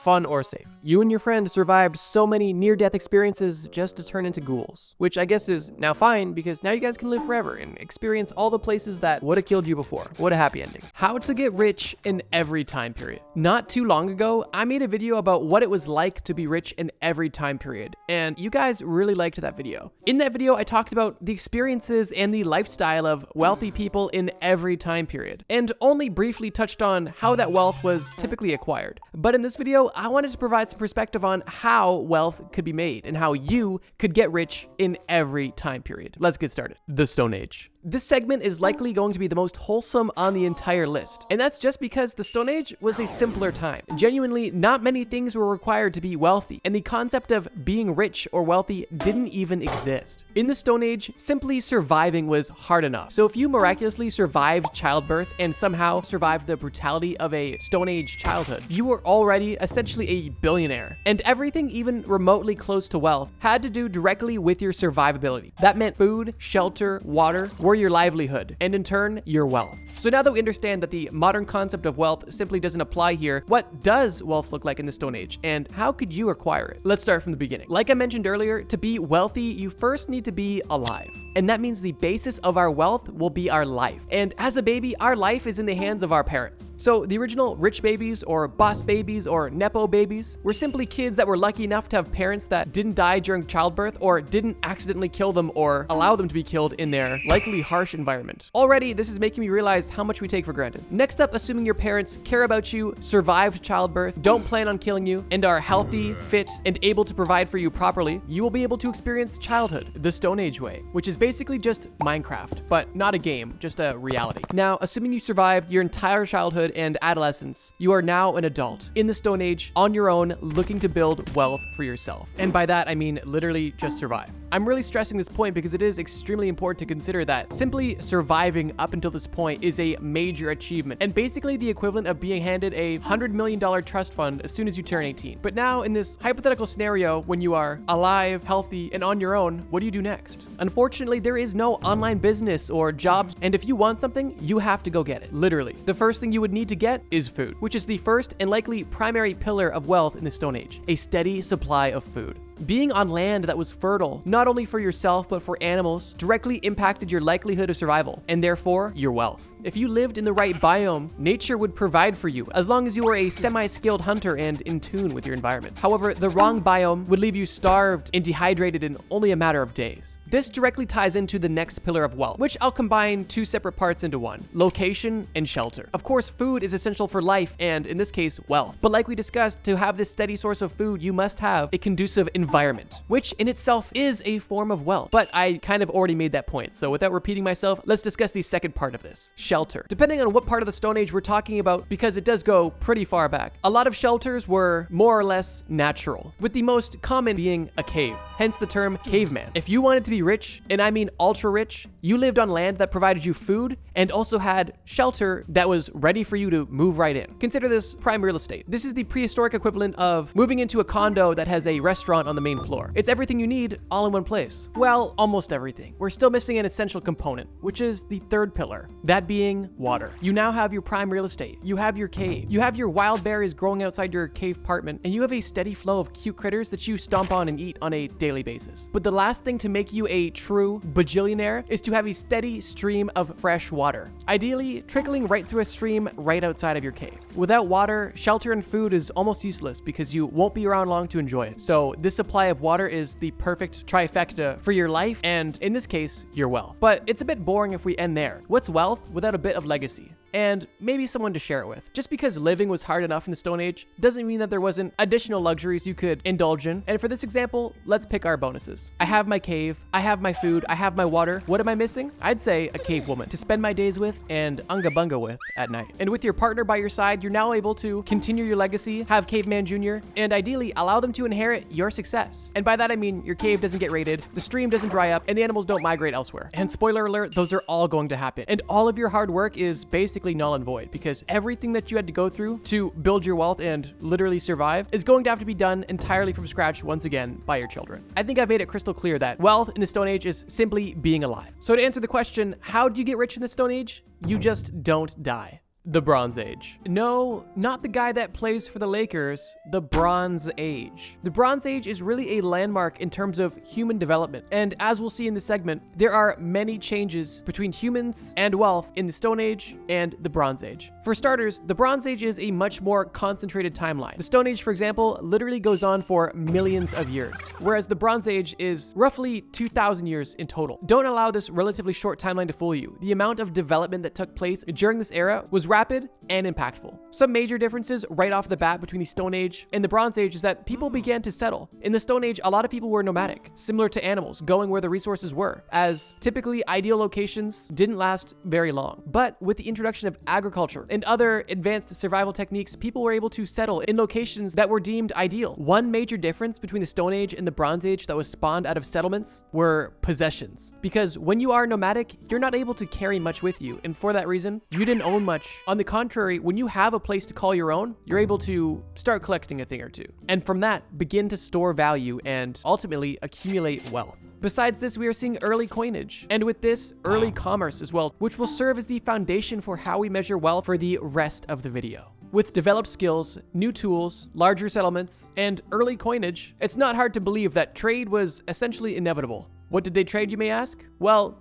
everything, but most importantly, bronze. And although settlements and trade are developing, it doesn't necessarily mean that life was all of a sudden easy at this point. Life was still difficult, and every skill and piece of luck required to survive in the Stone Age is still required now. But for the sake of this video, we're gonna assume this is more or less of a given, so we can focus on the specifics of what made you rich in the Bronze Age. Like we mentioned in the last video, during the Bronze Age, wealth began to be associated with the control and production of bronze, which is a valuable metal that is made from copper and tin. Being rich meant you had access to metal ores and the knowledge required to craft tools, weapons, and ornaments, which were things that everybody needed. Maybe not the ornaments, but tools and weapons definitely. Like I mentioned, with settlements growing, trade became more prominent, both inside of settlements and also between settlements via established trade routes. And if you were someone who was able to take advantage of these trade routes, you could significantly enhance your wealth. Besides commerce, another way to gain money and power was through social status, which started to become more of an important thing during this time period. During this time, chiefs and leaders would amass their wealth through the people that they ruled, whether they had full control over the tribe's resources or they simply took contributions from each of their people. Now that we have a bit more context on the Bronze Age and what exactly wealth looked like in the Bronze Age, how could you get rich? For the sake of simplicity, let's assume that you had a great upbringing. Your parents were alive and you survived, and now you're 18 years old looking to build your life and become wealthy in the Bronze Age. Like I mentioned, you ultimately have two primary options. One is to become a merchant, or two, become a leader. We'll touch on both of these. Starting with becoming a merchant, the control and manufacturing of copper was a booming industry. So if I were planning to get rich, I would definitely start there. The first thing I would do is start looking for copper. I would make my wood and maybe even stone pickaxe and get straight to the mines, looking for any copper deposits I could find. Now, this isn't obviously the only way you could gain wealth. I think a better way to gain wealth in the Bronze Age is to become an artisan, specifically making the best type of either tool, weapon, or ornament. For this example, let's say that we want to make the best sword possible. In this case, I would go to a blacksmith and immediately beg them for their knowledge. I don't care if I was unpaid. I don't care if I was like SpongeBob with the Krusty Krab and I had to pay to work there. I would be getting my hours in at the blacksmith so I could hone in my skills on making the best swords possible. Why would I do that? Well, if I could make the best swords and gain a reputation as the guy who makes the best swords, which would hopefully be my official title, I would hope to potentially make a name for myself and ideally catch the attention of the powers that be. Because you know who needs swords? The troops. And you know who wants their troops to win battles? Leaders. And you know who has all of the money? Also leaders. For the most part. I think you see where I'm going here. That's just one example, but if you were doing anything valuable related to copper, chances are you were able to make a few shillings for yourself. But let's just say for this example, you weren't very inclined to mine or craft. And in that example, I would recommend you go the route of leadership. How would I go about that? I would first identify the powers at be. You could try to assassinate him and hopefully fill the power vacuum, but I think that the likelihood of that working out are low. This would definitely be a slow grind, but if you're willing to put in the time and you're charismatic enough, I think it could work. I would get as close as possible as I could to the leader, maybe potentially offering to be some sort of servant. At this point, I would do my absolute best to gain their trust, gain their respect, and ideally become someone that they consider to be a friend. Through this relationship, I would prove that my ideas were worthy and that I potentially had the skills to be a leader, without ever, of course, showing up the leader himself. At this point, over time, I would wait for opportunities to arise where I could potentially fill voids where leadership was needed or ideas were required. And hopefully, through my connection to the actual leader, I could become a person of power myself and benefiting from that sweet, sweet Bronze Age nepotism. Now, in reality, were people in the Bronze Age really so entrepreneurial focused or status focused that they'd be willing to cozy up to the king? I think potentially. And people like this definitely existed, but they weren't the norm. Most people were just trying to exist. And serfdom was basically hard labor all day to feed yourself and your family and potentially make a few dollars on the side, or simply to do your duties for the village that you lived in to make sure that you had the protection that they'd offered you. So to answer the question of how do you get rich in the Bronze Age, I'd say your best bet is to get involved in the bronze industry in any way that you think you would excel the most. In my example, I wanted to master blacksmithing swords and use this to my advantage to essentially get government contracts, or at the very least, sell desirable artisan swords to rich merchants and political leaders, and ultimately get that bag. The Iron Age. What a time to be alive. During the Bronze Age, we experienced more development in 2,000 years than we did during the over 3 million years of human existence in the Stone Age. Due to this exponential growth, you would likely assume that this trend continued into the Iron Age, but that's not exactly the case. Like we mentioned in the previous video, the end of the Bronze Age was a rather rough time, and due to major situations that happened, which are honestly worthy of their own video, most of the world was left in a place where production, trade routes, literacy, and overall progress were either diminished or reduced, making the Bronze Age more or less of a 2 steps forward, 1 step back sort of situation. That being said, it's not all doom and gloom because we're humans and we're chads, and we ultimately figured it out. Obviously, just look at us now. But that leads us to the beginning of the Iron Age. We needed to rebuild, and we needed to do it now. The beginning of the Iron Age was very similar to the beginning of the Bronze Age, with the primary difference, of course, being the metal at play, which, you guessed it, was iron. Iron wasn't necessarily a stronger material, but it was more readily available and it was easier to produce, which helped facilitate a lot of progress. Which is why, if you're paying attention to the dates, you'll notice that the Iron Age was also much shorter than the Bronze Age, and the Bronze Age was much shorter than the Stone Age. The exponential growth is still continuing even after the bump in the road. Now, that's a nice underdog story and all, but how do we get rich? Like I mentioned in the last video, being rich in the Iron Age was not very different than being rich in the Bronze Age. And I hate to break it to you, getting rich in the Iron Age also wasn't very different than getting rich in the Bronze Age. But I'll still give you a new hypothetical in this new time period. Let's assume that once again, you're a healthy, able-bodied 18-year-old ready to start your life. The artisan sword company that your parents had founded has now gone Bronze Age bankrupt and they are dead.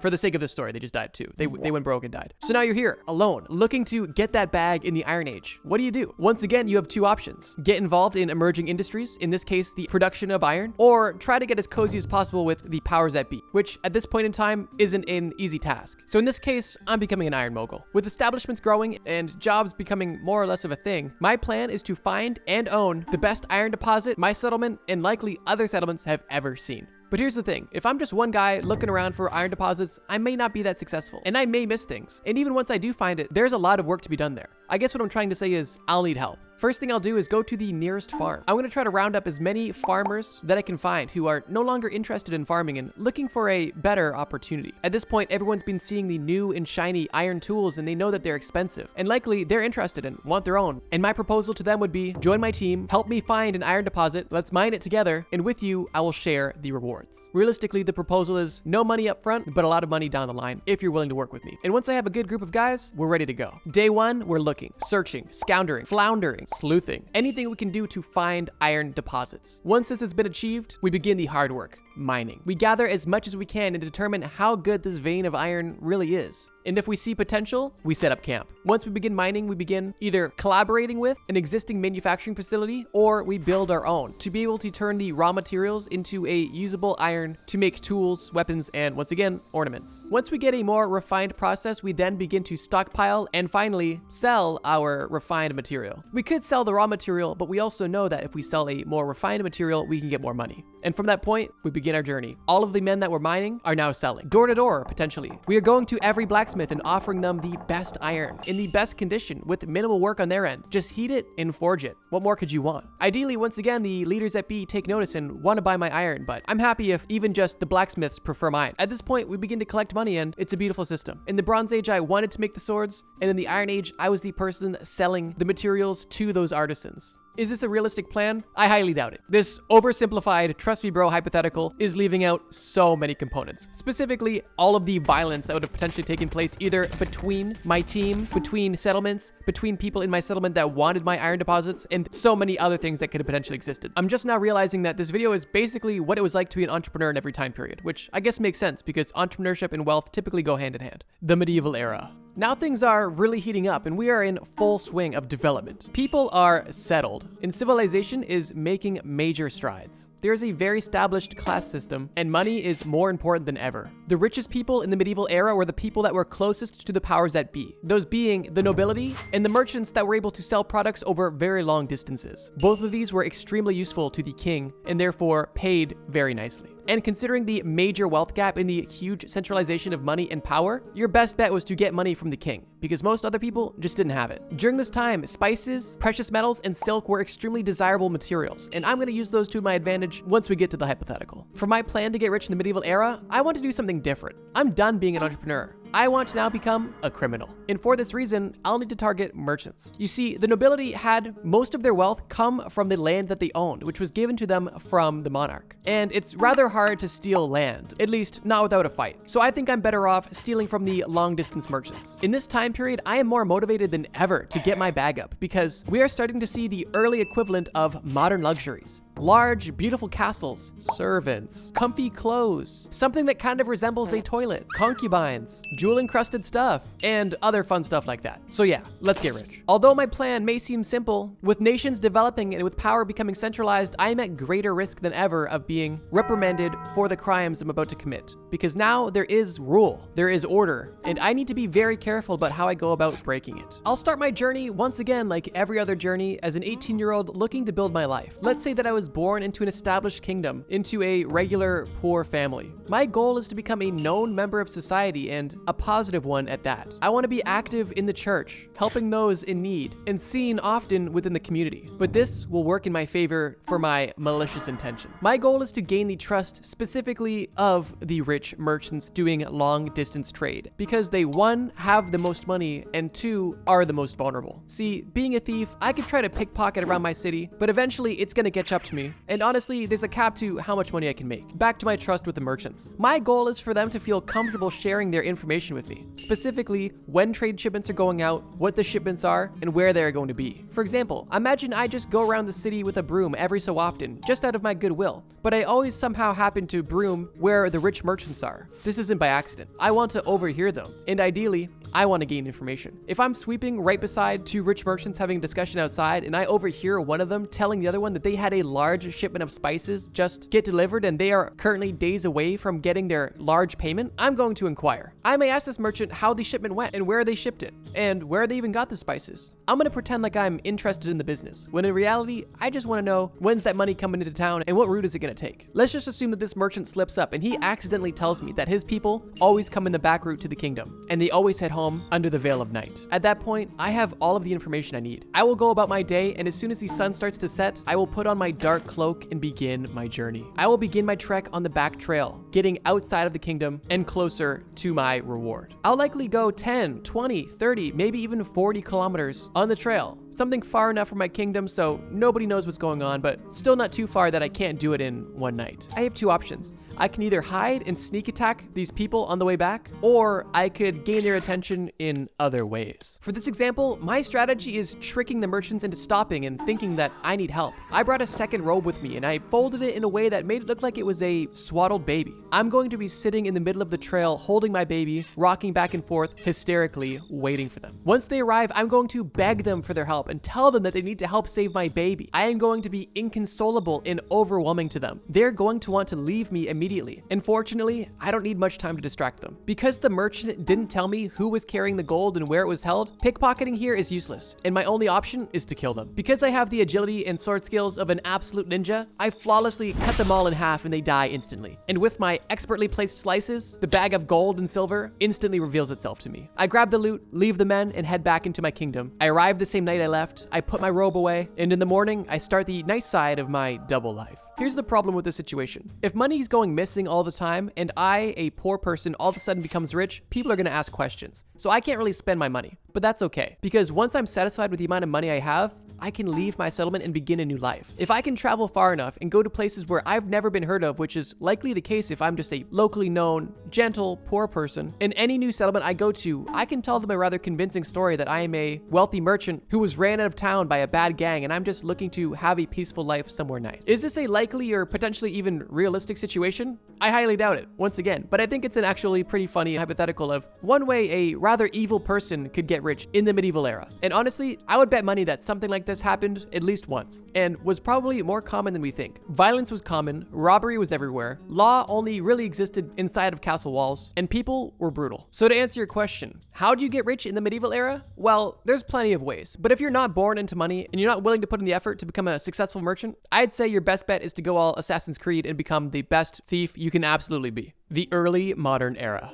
At this point, we've gone through millions of years of history, and the early modern era is our last stop before the modern day. And the early modern era, although relatively short, is one of the most influential eras of all time, and is where we see the foundation set for the modern world that we live in today. In good ways and bad ways too. In the early modern era, wealth was driven by exploration, trade, and colonization. Nations and individuals who invested in voyages reaped enormous profits from new trade routes and new resources. Merchants are richer than ever, and now the early versions of bankers are also accumulating wealth through the emerging global trade. Like almost every other time period, owning land and engaging in agriculture is still extremely important. But with the continued growth of commerce, finance, and manufacturing, more and more opportunities are beginning to present themselves to, once again, get that bag. So we're in the early modern era. How are we gonna get rich? Well, we have two new options, exploration and colonization. And for the sake of my reputation, let's go with exploration. My goal as an explorer is going to be to build the absolute best team of cartographers, navigators, researchers, and writers, so I can not only establish new trade routes, but also make extra money by developing maps and documenting what I'm seeing on my journeys. Because during this point in time, a lot of the world was unmapped and undiscovered, at least to some people. I guess my first step would be to beg the king for a boat and a small loan. This won't be easy, but I'll tell him that I have the best cartographers, the best writers, the best captains, and the best people on my team to make sure that our voyages not only find new lands, but bring back artifacts, establish trade routes with the people that are there, if any, and that the places that we go are documented not only in map form, but in the written word. And if that doesn't convince the king for him to fund my journey, I don't know what will. So in this case, assuming he does, I now have a boat and a small loan of money. But there's one problem. All of those people that I told the king I had on my team, I don't have on my team.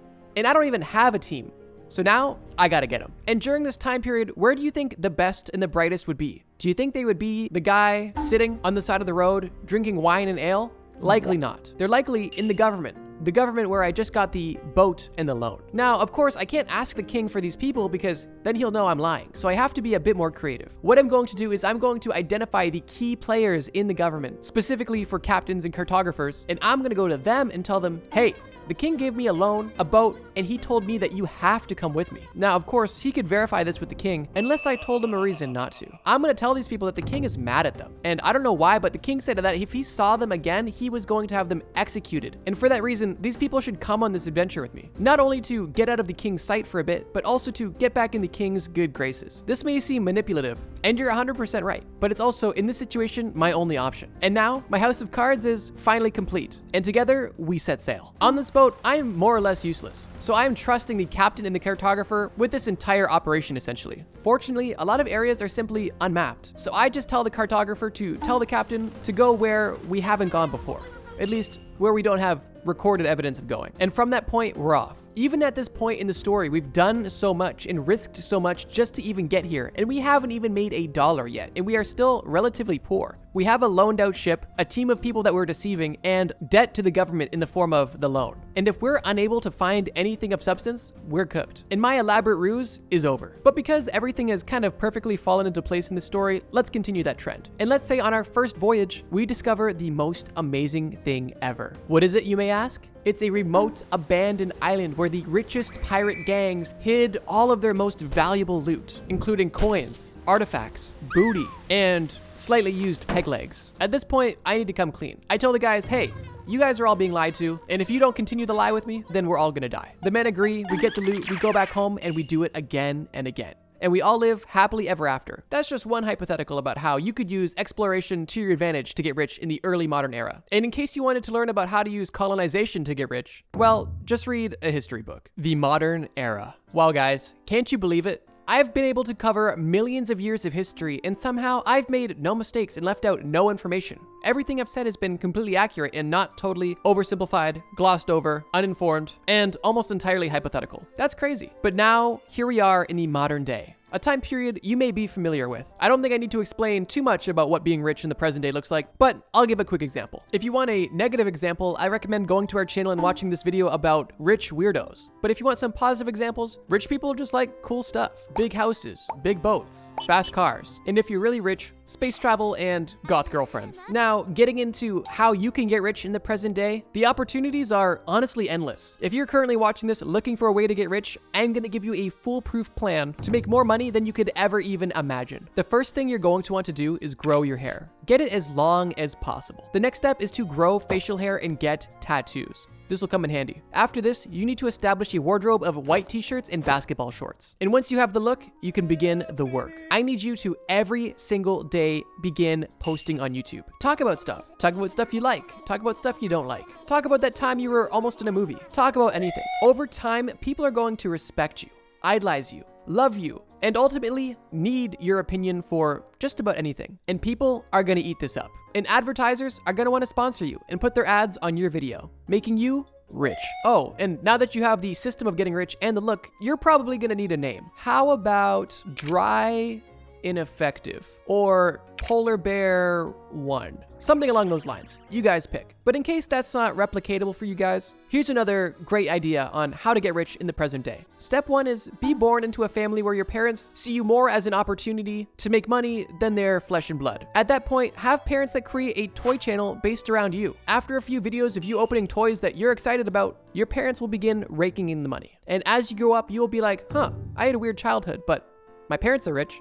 And I think I have money, maybe. And later down the line, we'll see what happens. So yeah, 2 extremely replicatable and honestly foolproof plans on how to get rich in the present day. Cryptids from every state in the United States of America. Alabama. One of the most famous cryptids in Alabama is known as the White Thang, or the White Thang of Alabama. Supposedly, the White Thang is the most famous cryptid from Alabama. The creature has been spotted throughout the 1990s, and the local news WAFF48 has published articles discussing it. One of the articles discussed how the White Thang and the Sasquatch are different, but how they may be potentially distantly related. Oh, yeah, and if you can tell by the pictures on screen, White Thang is essentially just a big Bigfoot, but he's white, hence the name, Alaska. One of the most interesting cryptids from Alaska is known as Tizaruk, and it is believed to be a sea serpent reported from the subarctic coastal waters of King and Nunavut Islands in the Bering Sea, off the Pacific coast of Alaska. People that have claimed to see Tizaruk typically claim to either only see their head and neck or occasionally the tail. Therefore, the general form of this animal is unknown, but it can allegedly rise out of the water almost 7 to 8 feet. Its head is snake-like and its tail is flippered, but the Tezerek has also been described as a giant caterpillar or worm-like creature. This is essentially the Loch Ness Monster of Alaska. There isn't really much known about this creature, but I thought it would be more interesting than another Bigfoot variant, just so this list isn't full of them. Arizona, the Mogollon Monster. The Mogollon Monster is commonly described as a large bipedal creature, which means it walks on 2 feet. Originally, I thought that meant it had 2 penises, but it turns out he's not that cool. It's also described as being over 7 feet tall with large red eyes. Its body is said to be covered with long, black, or reddish-brown hair with the exclusion of hair on its chest, face, feet, or hands. Reports claim it also has a strong, pungent odor like dead fish, skunk, bad body odor, or even decaying peat moss, or the musk of a snapping turtle. Some people claim that the creature is allegedly nocturnal, omnivorous, and territorial, and sometimes violent. In numerous reports, the monster has been said to emit a blood-curdling scream, described as sounding like a woman in great distress. The Mogollon Monster is also known as the Arizona Bigfoot, and is really just an interesting variant of Bigfoot with very similar qualities. Arkansas, the White River Monster. An urban legend in Arkansas is known as the White River Monster, and it's a large creature reportedly first spotted off the banks of the White River near Newport, Arkansas. The White River Monster is reported as having gray skin and as wide as a car and as long as 3 cars. And as news reports spread about this monster, the city began construction on a huge rope and net, but the program actually ended due to a lack of materials and funding. The creature was first spotted in 1915 and is even believed to have an impact on the Civil War. During the Civil War, the White River was used often for transportation, and the monster is supposedly blamed for overturning a boat. The monster was notably spotted again in 1937 and 1971, and there's over 100 confirmed sightings from 1915 to present day. Basically, one of your run-of-the-mill interesting river cryptids. California, the Dark Watchers. I actually have mentioned the Dark Watchers before on my channel, but I like them, so I'm going to mention them again. Oh, and the video I talked about them in is Scariest Mythical Creatures from Around the World, Part 3. The Dark Watchers are tall, sometimes giant-sized, featureless dark silhouettes often seen wearing brimmed hats or even carrying walking sticks. They're only seen during sunrise or sunset, and they are motionless, watching travelers from the horizon, typically seen along the Santa Lucia mountain range. The legend states that no one has been able to see them up close, and if you approach them, they vanish. These are harmless cryptids, and some believe they are simply a reminder that you are not alone in these woods, and to respect nature and your surroundings, or to be aware at all times. They serve as more or less of a gentle warning, and although creepy, I think they're pretty cool. Colorado, Slide Rock Bolter. Slide Rock Bolter is a really strange cryptid from lumberjack folklore, primarily during the 19th and 20th centuries. It is a creature that is believed to live in the mountains of Colorado, but only on mountains with a slope at an angle greater than 45 degrees. It has a huge head, small eyes, a big mouth, and a tail similar to a dolphin with big grab hooks. The best way to describe this cryptid is honestly just a big land whale that slides down mountains to eat people. This creature is said to have caused great unease amongst tourists visiting the mountains of Colorado, and it will often remain motionless for days at a time until groups of tourists walk by its path. At that point, it will release its hooks from the top of the mountain and slide down the mountain to gulp up the entire group of tourists, or at least so the legend goes. This is definitely an interesting cryptid, but it's kind of funny. And if you plan on going to the mountains of Colorado soon, make sure you get your protractor out to make sure the angle is less than 45 degrees, or at least look out for any whale-looking things up the mountain. Connecticut, the Melonheads. The Melonheads are actually a folklore that exists in Ohio, Michigan, and Connecticut, but for this segment, we're only going to be focusing on the ones in Connecticut. The Melonheads are described as small humanoid beings with bulbous heads who occasionally emerge from hiding places and attack people. That's the basic gist. But in Connecticut specifically, according to one telling of the myth, Fairfield County was the location of an asylum for the criminally insane that burned down in the fall of 1960, resulting in the death of all of the staff and most of the patients, except for 10 to 20 inmates unaccounted for, which supposedly had survived and escaped into the woods. The legend states that the melonhead's appearance is a result of them resorting to cannibalism in order to survive the harsh winters in the region and inbreeding, which caused their heads to swell up and deform. Less of a cryptid, more of like a fairy tale, mythical creature thing. If I haven't made it obvious yet, I'm kind of using the terms interchangeably. But yeah, that's the melonheads. Definitely strange. Delaware, the Pukwudgie. If there's any Exploring with Josh fans watching this video, you might be familiar with the Pukwudgie. Pukwudgies are mythical creatures with shape-shifting abilities, also known for luring people to their deaths using magic and attacking people with poison arrows. They may seem initially friendly, but they turn hostile towards humans. Legend warns against annoying them while they are being friendly, as they retaliate with mischief and harm. Pukwudgie itself roughly translates to little man of the woods that vanishes. And as far as appearance goes, looks like a human-like creature, albeit much shorter, much hairier, and sometimes seen either naked or with very primal-esque clothing. So if you're ever in Delaware or even live in Delaware, make sure you watch out for little elf-looking, mischievous little guys in the woods. Florida,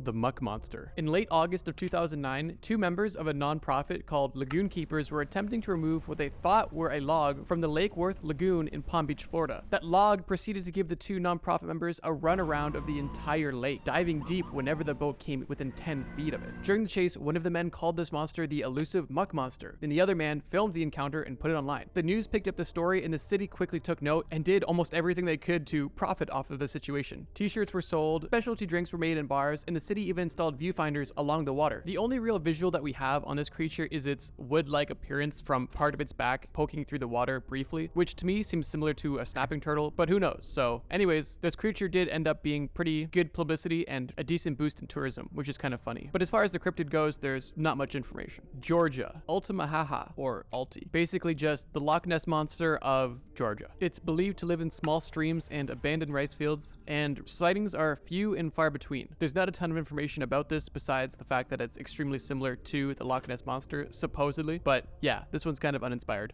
Moving on. Hawaii. Menehune. Okay, this one's actually cool. Menehune are essentially small dwarves that live in the valleys and rural areas of Hawaii, hidden far, far away from human settlements. The Menehune are also described as superb craftspeople, building temples, fish ponds, roads, canoes, and houses. Some of these structures that Hawaiian folklore attributed to the Menehune existing. They were said to be in Hawaii before settlers from Polynesia migrated many centuries ago. Their favorite food is banana, but they also like fish. Legend has it is that the Menehune only appear during night, and that is when they spend their hours crafting masterpieces. Not much more is known about the Menehune, but I think they're pretty cool dudes. They're just doing their thing, living in a cool place, building cool stuff. You can't hate that. Good job, Hawaii. That's a cool cryptid, or folklore, or mythical creature, or whatever. Idaho. Charlie. Charlie, much like Alti, is basically just a Loch Ness monster dupe, not worth mentioning. Sorry, Idaho. Do better. I honestly thought they would have some sort of potato monster, and maybe they do, but I didn't see it. Illinois.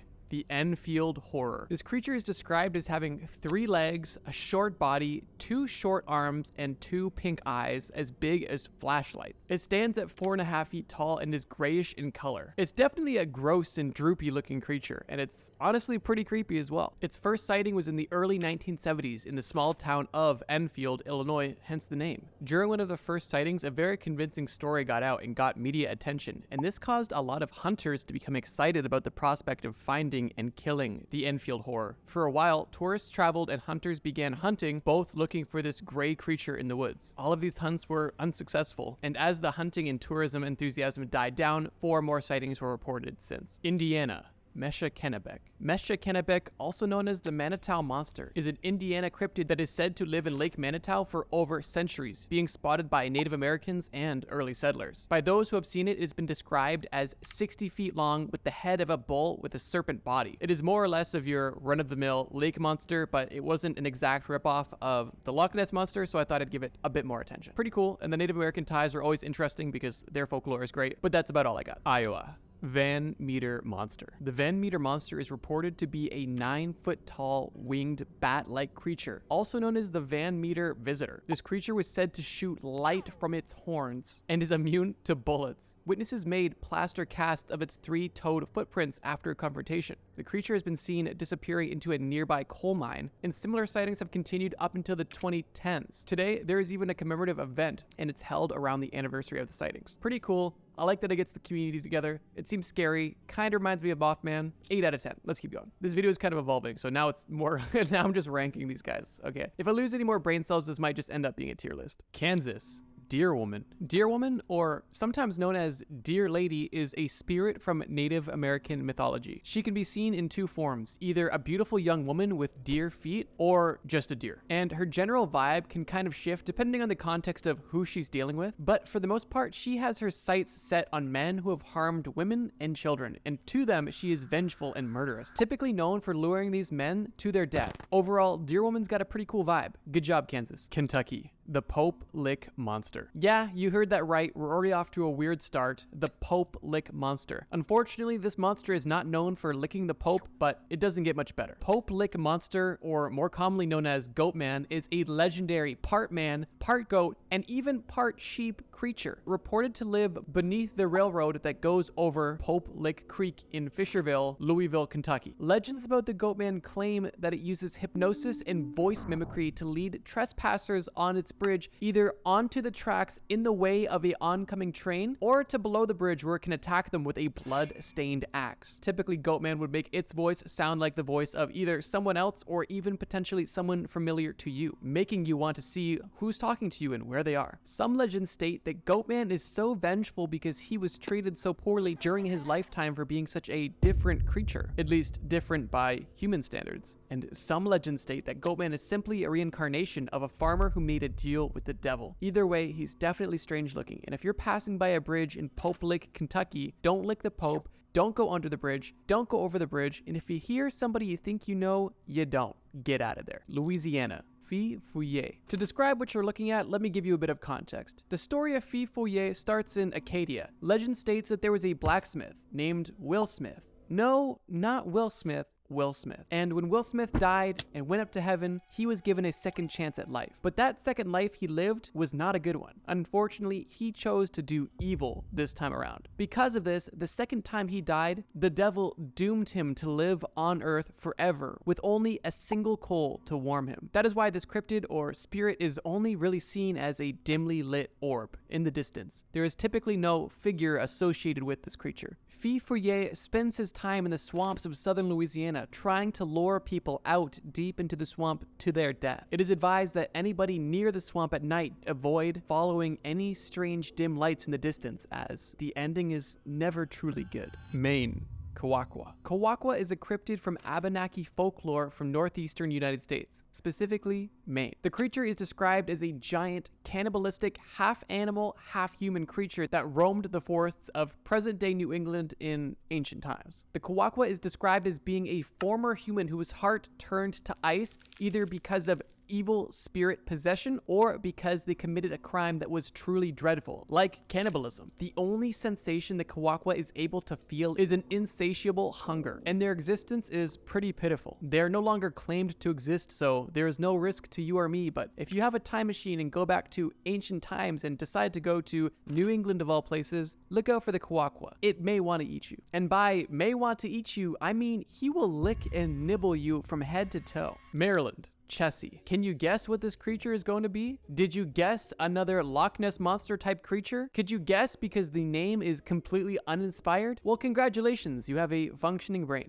Chessie, not to be confused with Nessie as in the Loch Ness Monster, as in the cool one, is a reptilian type creature that is reported to be either black or brown that has been seen as early as 1936 in the Chesapeake Bay in Maryland. Not gonna go too deep on this one, pretty uninspired. Loch Ness Monster clone, Salmonella clone. Sorry, Maryland. Let's keep going. Massachusetts. Thunderbirds. The Thunderbird is a legendary creature, especially if you're a North American indigenous person who's really into art and culture. The Thunderbird is considered to be a supernatural being with supernatural power and strength. A Thunderbird can be best described as a very large eagle with supernatural powers. Some of those powers being the ability to create thunder by simply flapping its wings, and also the ability to cause lightning by flashing its eyes. The Thunderbird has very deep ties to indigenous people's history and culture, and for that reason, the history and lore is deep, and I'm definitely doing it a disservice by going over it this quickly, but it's pretty cool. 10 out of 10. Good job, Massachusetts. Michigan. The Michigan Dogman. The Michigan Dogman is essentially the Michigan equivalent of a werewolf, but it's still kind of cool. The Michigan Dogman is a cryptid that was allegedly witnessed in 1887 in the lower peninsula of Michigan. It is described as being a 7-foot-tall, blue or amber-eyed bipedal canine with the torso of a man and a fearsome howl that sounds like a human screaming. According to the legend, the Michigan Dogman only appears in a 10-year cycle that falls on years ending in 7, for example, 2007, 2017, 2027. The majority of these sightings have taken place in the southern part of Michigan. And for as how ferocious and scary the Dogman may seem, many believers say that the Dogman can be scared away simply by clapping at it, which is kind of hilarious. Oh, and if you're able to scare away the Dogman without using your hands, give me a call. Only because I totally might need you to save me one day. Minnesota. The Wendigo. The Wendigo is by far one of the most well-known mythical creatures, folklore creatures, urban legends, cryptids, whatever you want to call it. If you're watching this video, you probably know about it. And honestly, for good reason. It's cool looking, the lore is deep, and it might even be real. I've already discussed it on the channel, but I'm gonna describe it again because it's really cool and I know you guys want to hear it. For starters, the Wendigo isn't just from Minnesota, it's kind of from all over the place, all across North America. I felt it was best fitting here because Minnesota was kind of slim pickings, and it was a good middle ground between all of the possible locations Wendigos could be from. The Wendigo is often said to be a malevolent spirit, sometimes depicted as a creature with human-like characteristics which possesses humans. The victims of the Wendigo feel an insatiable hunger and have the desire to eat other humans and commit horrible murders often. In some representations, the Wendigo is described as a giant humanoid with a heart of ice and whose approach is signaled by its foul stench and sudden unseasonable chill. If this sounds familiar, it's likely because we just spoke about the Kawakwa, which is a very similar creature with its hunger and heart of ice. And I'm not sure who came first, the chicken or the egg, but I know that the Wendigo is a lot more popular. Wendigos are definitely scary and super interesting cryptids, and I would recommend looking into them deeper or maybe watching this video about mythical creatures that mentions the Wendigo. But for the scope of this mega compilation, I'm gonna cut it here. Great job, Minnesota. Mississippi. The Pascagoula River Aliens. The Pascagoula River Aliens aren't just any aliens. They are the aliens associated with a pretty famous UFO sighting and alien abduction account from 1973. For context, on the evening of October 11th, 1973, 42-year-old Charles Hickson and 19-year-old Calvin Parker told the Jackson County, Mississippi Sheriff's Office that while they were out fishing, they not only saw aliens but were abducted by them. They claimed that the aliens paralyzed them but kept them conscious and examined them for hours before later releasing them. This isn't about the abduction, but actually about the aliens themselves. These aliens were described as having robotic slit mouths and crab-like pincers. They had more or less of a humanoid body commonly associated with gray-ish aliens, but these ones seemed just a little bit different. You be the judge if specific aliens count as cryptids, but in my case they do, and honestly Mississippi was kind of dry, so I thought this was interesting. Shout out Pascagoula. Missouri. The Ozark Howler. The Ozark Howler, unsurprisingly, is said to live in the dense forests of the Ozarks, which span across Missouri, Arkansas, and Kansas. But for this segment, we're focusing on the howlers that live specifically in Missouri. The howler is typically described as being bear-sized, with a thick body, stocky legs, and black, shaggy hair, accompanied with glowing red eyes and prominent horns. Its cry is often described as being the combination of a wolf's howl and an elk's bugle, also combined with the laugh of a hyena. Sounds like a pretty horrible trio. The howler is said to be a fierce hunter and a protector of the wilderness, also with supernatural abilities and a fierce protective nature. So if you're in the Ozarks, specifically in Missouri, and you don't want to encounter the Ozark howler, respect the wilderness, don't go out at night, and if you do hear a terrifying sound, just go home. Montana. The Flathead Lake Monster. Loch Ness Monster variant, but with antlers. The coolest thing about this cryptid is a Native American legend surrounding it, which I'm gonna tell now. According to legend, long ago, the first native tribe to live in the area lived in an island in the middle of the lake. One winter, while they were crossing the frozen lake to move to another camp, two girls saw antlers approximately 2 feet in length protruding from the frozen ice. Thinking the antlers belonged to some animals, the girls decided to chop them off and take them. While trying to take off these antlers with sharp rocks, the antlers started to shake and the ice split open all around them. The monster's head opened, appearing through the ice, and shook its giant antlers. These girls used special abilities to transform into balls and escape the monster, but half of their tribe drowned in that lake. That's the story. So, moral of the story, don't steal antlers you find in the ice, because if you do, you might live if you have the ability to turn into a ball, but you're gonna kill all your friends, so don't do it. Nebraska. The Alkali Lake Monster. The Alkali Lake Monster is a huge alligator-like horned horned creature that lives in, you guessed it, the Alkali Lake in Nebraska. It's not a direct Loch Ness Monster ripoff, so that's why I'm giving it a bit more love. This monster is claimed to have rough grayish brown skin and also is 40 feet long, and like I mentioned before, it has a horn in between its eyes on its head. The legend states that this lake monster consumes livestock in large quantities, causes earthquakes, and even disorients travelers that get too close to it. According to my research, I couldn't confirm if it was believed to be supernatural or not, but I'm gonna assume it was because not many creatures cause earthquakes. Unless they're super thick, which is a completely different story. Nevada, Tahoe Tessie. Nevada's Loch Ness Monster, moving on. New Hampshire, Wood Devils. Wood Devils are believed to be one or a small group of Bigfoot-like creatures in the woodland hills of Coos County, New Hampshire. They've been spotted since the 1930s and described as tall, around 7 to 9 feet, with shaggy tan gray hair and very similar to Bigfoot's, besides the fact that they are slightly skinnier. A strange trait about this cryptid specifically is that they refuse to hide behind trees. If they are already behind a tree, they will hide behind it. But if humans are coming near them and they are not near cover, they will simply stand still and stare at you until you leave. Kind of creepy, kind of cool, that's about it. New Jersey, the Jersey Devil. The Jersey Devil is a legendary cryptid that is said to inhabit the forests of the Pine Barrens in South Jersey. This cryptid is described as a two-legged, goat-like, bat-like creature with hooves. Let me explain. The creature is said to walk on 2 hooved feet, have a goat-like body and a horse-like head with 2 large, leathery, bat-like wings on its back. It's also said to have a forked or pointed tail as well. Oh, and its hands aren't hooves, its hands actually have claws. The legend states that it moves quickly and is often described as emitting a high-pitched, blood-curdling scream. This may sound obvious, but the New Jersey Devils, the official NHL team of New Jersey, is actually named after this cryptid, which is pretty cool. Now that I think about it, this might be the first time I've ever mentioned sports in this channel, which is kind of funny. New Mexico. Teratorns. Okay, this one's a bit interesting because this is actually a real creature kind of mixed with cryptid mythology. Teratorns are prehistoric birds that were the ancestors of modern day vultures. Skeletons that have been found measure their wingspans to be over 20 feet long, and they were thought to have weighed over 100 pounds, which for a bird is insane. These birds are presumed to be extinct, but they have found numerous skeletons. Why I mention this on this list is because in New Mexico, the Thunderbird cryptid mythology that we mentioned earlier exists in New Mexico as well, and it is believed that the Thunderbirds were potentially based off of the Teratorns, which existed long before ancient peoples, but they still somehow had knowledge of them and maybe even encountered them. New York, Champ. Champ is the Loch Ness Monster of Lake Champlain in New York. That's about it. North Carolina. Wampus. Wampus, or the Wampus cat, is a cryptid based in Appalachian folklore. It is described as a fearsome hybrid between a mountain lion and a woman, but kind of just displays itself as a mountain lion with 6 legs. Believers claim that the Wampus cat roams the wilderness, emitting eerie sounds to strike terror into the hearts of those who encounter it. It's simple, but kind of cool. I'll give it that. North Dakota. Thunderbirds. I don't know how I accidentally made this the same cryptid for 2 different states, and this is the 3rd mention I've had of this cryptid in this video, so yeah, Thunderbirds, woo, let's keep going. Ohio. Loveland Frogman. The Loveland Frogman is simply described as a humanoid frog creature that stands at about 4 feet tall. Honestly, more of a chill dude than a cryptid, but figured you guys would like him. Say hi, Frogman.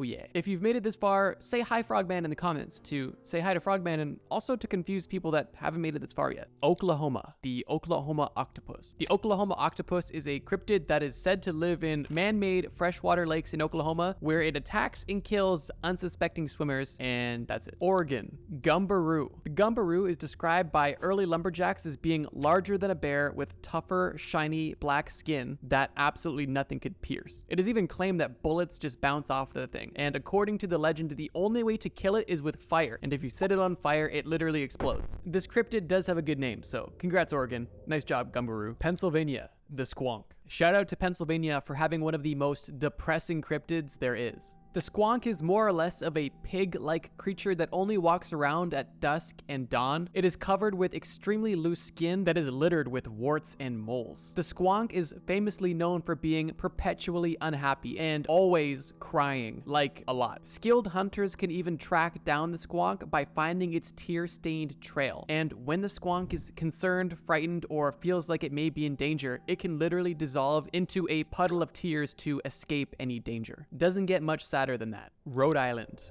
Vampire Mercy Brown. The cryptid for this one technically is just vampires, but this story is kind of interesting and unique to Rhode Island specifically. The Mercy Brown vampire incident occurred in 1892 during what is known now as the New England Vampire Panic. At the time, tuberculosis was running rampant, and for some reason, people thought that this disease outbreak was caused by the influence of the undead. During this time, the people would perform rituals to banish the undead from our plane of existence forever. Why this is called the Mercy Brown vampire incident is because during this time, the Brown family had their daughter, Mercy, die of tuberculosis. Friends and neighbors of the Brown family believed that one of the family members was a vampire, although they didn't call them that at the time. This was in accordance to folklore at the time, which linked multiple deaths in a family to undead activity, aka vampire activity. The story goes a lot deeper, but as you know, this video is long. Rhode Island, vampires, let's keep going. South Carolina. The Gray Man. The Gray Man is a legendary cryptid from South Carolina that is considered a friendly ghost. He appears on beaches and shores, particularly before hurricanes and other strong storms. The legend states that he was on his way to propose to the love of his life when he was killed, and now his spirit wanders South Carolina, warning others of impending danger. The legend states that if you encounter the Gray Man before a storm, you will be protected and your entire house may be saved. This is a pretty interesting and potentially our first upbeat cryptid on the list, so good job, South Carolina. I like this one. South Dakota.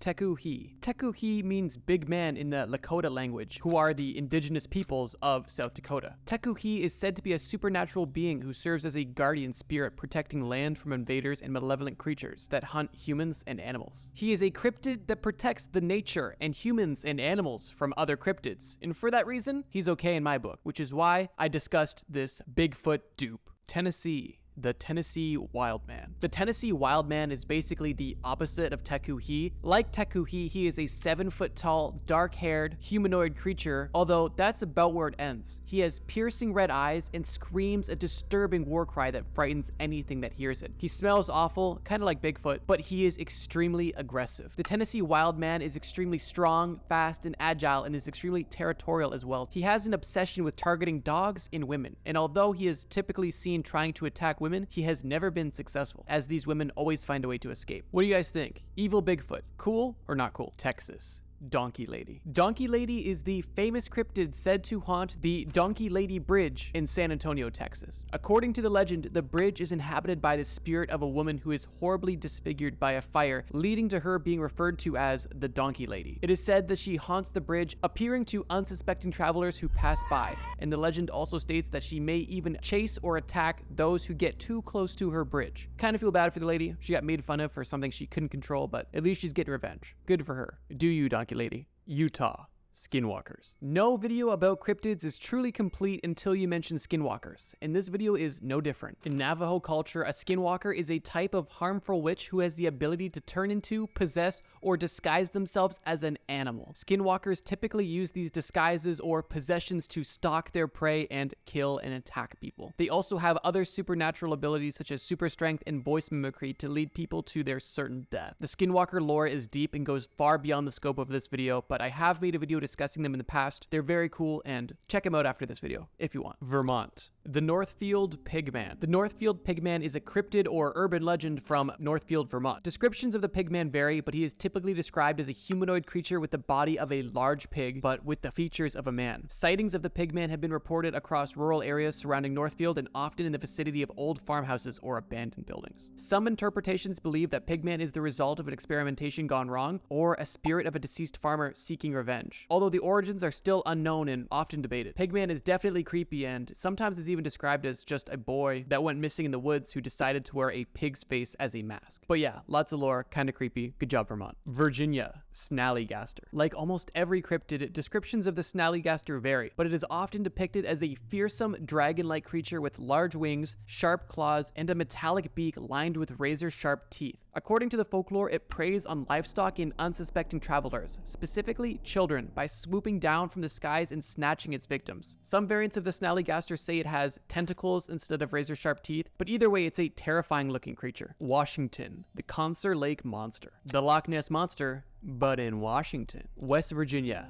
Mothman. The legend of the cryptid known as Mothman originates from the 1960s in Point Pleasant in West Virginia. Mothman is described as a winged humanoid creature with glowing red eyes and is believed to be a sign of impending disasters. The Mothman legend has taken Point Pleasant by storm, and there is so much tourist attractions based around it, and I have covered Mothman in another video of mine, so I won't go too deep into details. But there are many stories where he is seen jumping at cars from the side of the road and jumping on the top of cars that are parked in rural locations at night. It is a creepy cryptid that showed up and almost as fast as it appeared, disappeared from the zeitgeist. It is now simply a figment of our imagination. Wisconsin, the Beast of Bray Road. The Beast of Bray Road is described as a 7-foot-tall humanoid-style creature covered in hair or fur with the head of a large wolf that also has glowing red or orange eyes. It's been seen running on 2 and 4 legs, and some reports describe it as being close to a werewolf, and others say it's more close to a Bigfoot-style cryptid. Not really a ton going on here, but what can you expect? It's Wisconsin.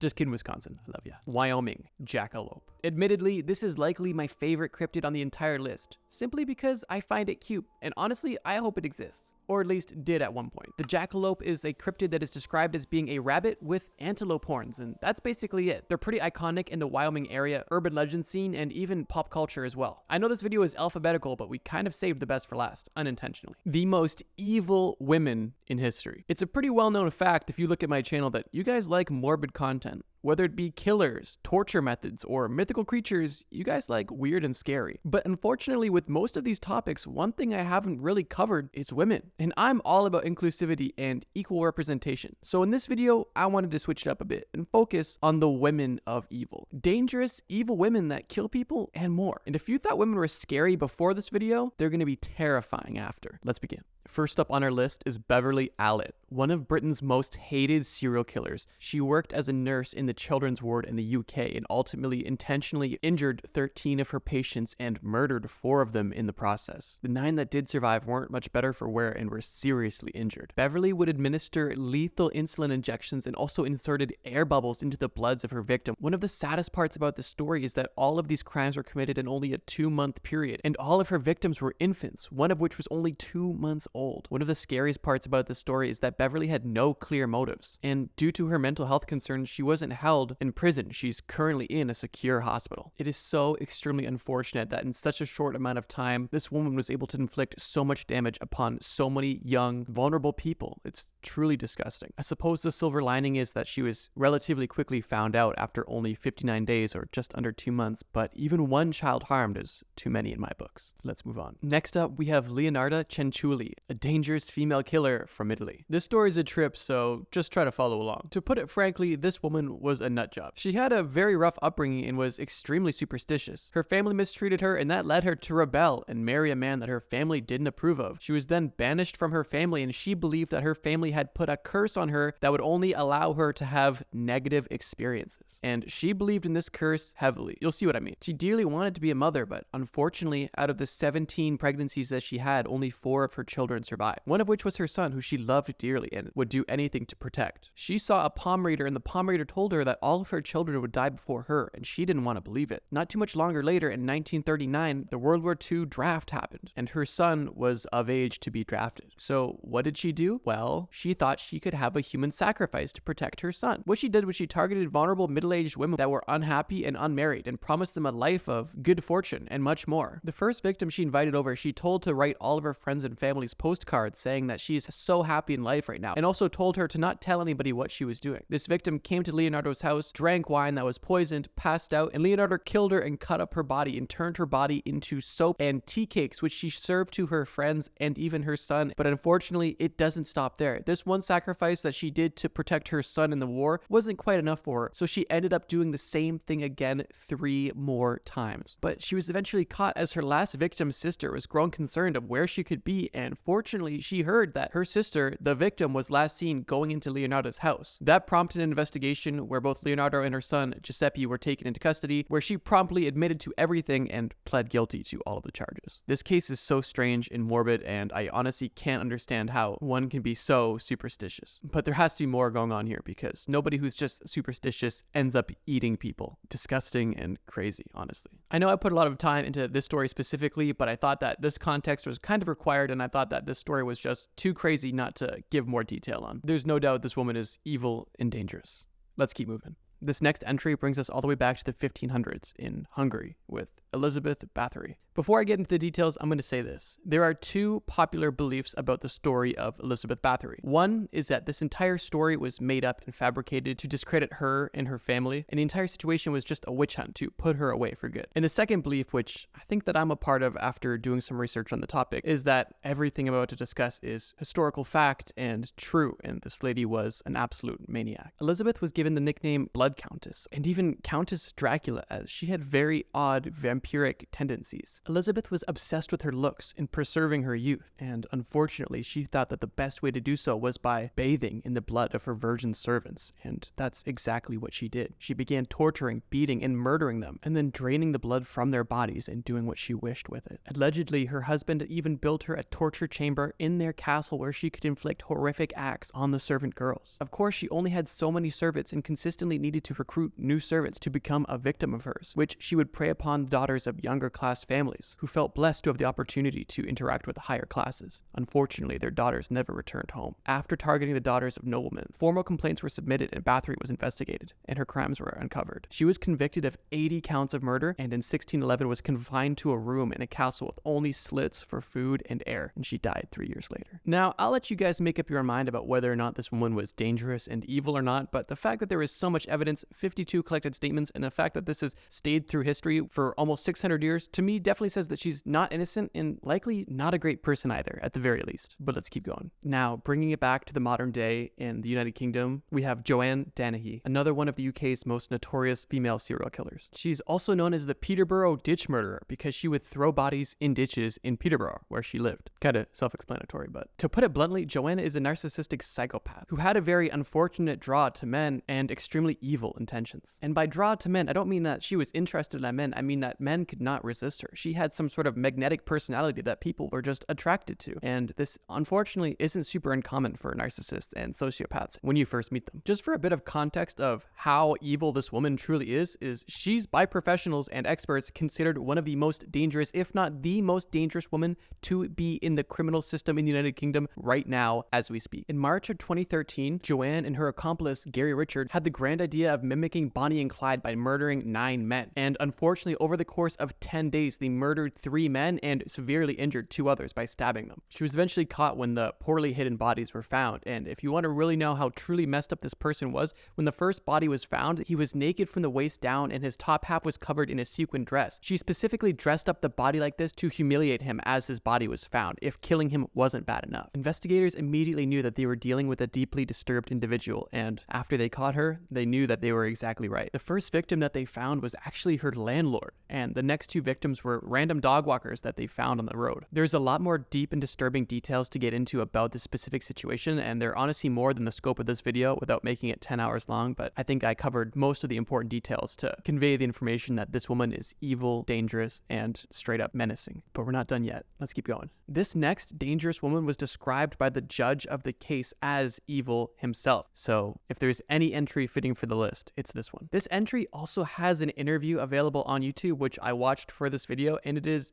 very disturbing, and you can see exactly how strange and genuinely crazy this person is. The way that they were able to justify their crimes to themselves and just lie is absolutely astonishing, and well, I'll just say it's strange, and if you're interested in watching it, you can look it up. The last thing I'll say before I reveal her identity is this. This case is very odd because if you watched our last video, you'll notice a common theme of serial killers focusing on sex workers. But in this case, it is the complete opposite. This dangerous woman was a sex worker who killed her clients and made them her victim. If you don't yet know who I'm talking about, I'm speaking on Eileen Wuornos, also known as the Damsel of Death. Like essentially every serial killer, Eileen had a very troubled upbringing, and this no doubt led to the life that she led. She worked as a sex worker in the 1980s along highways in Florida, and between 1989 and 1999, she killed a total of 6 men in only a 12-month period. She would drug men, shoot men, rob men, take their cars, and drive their cars back to her home. She was ruthless, yet in court claimed self-defense, and although her sanity was questioned and very much questionable, she was not granted an insanity plea and was actually sentenced to death, where she did die in 2002 via lethal injection.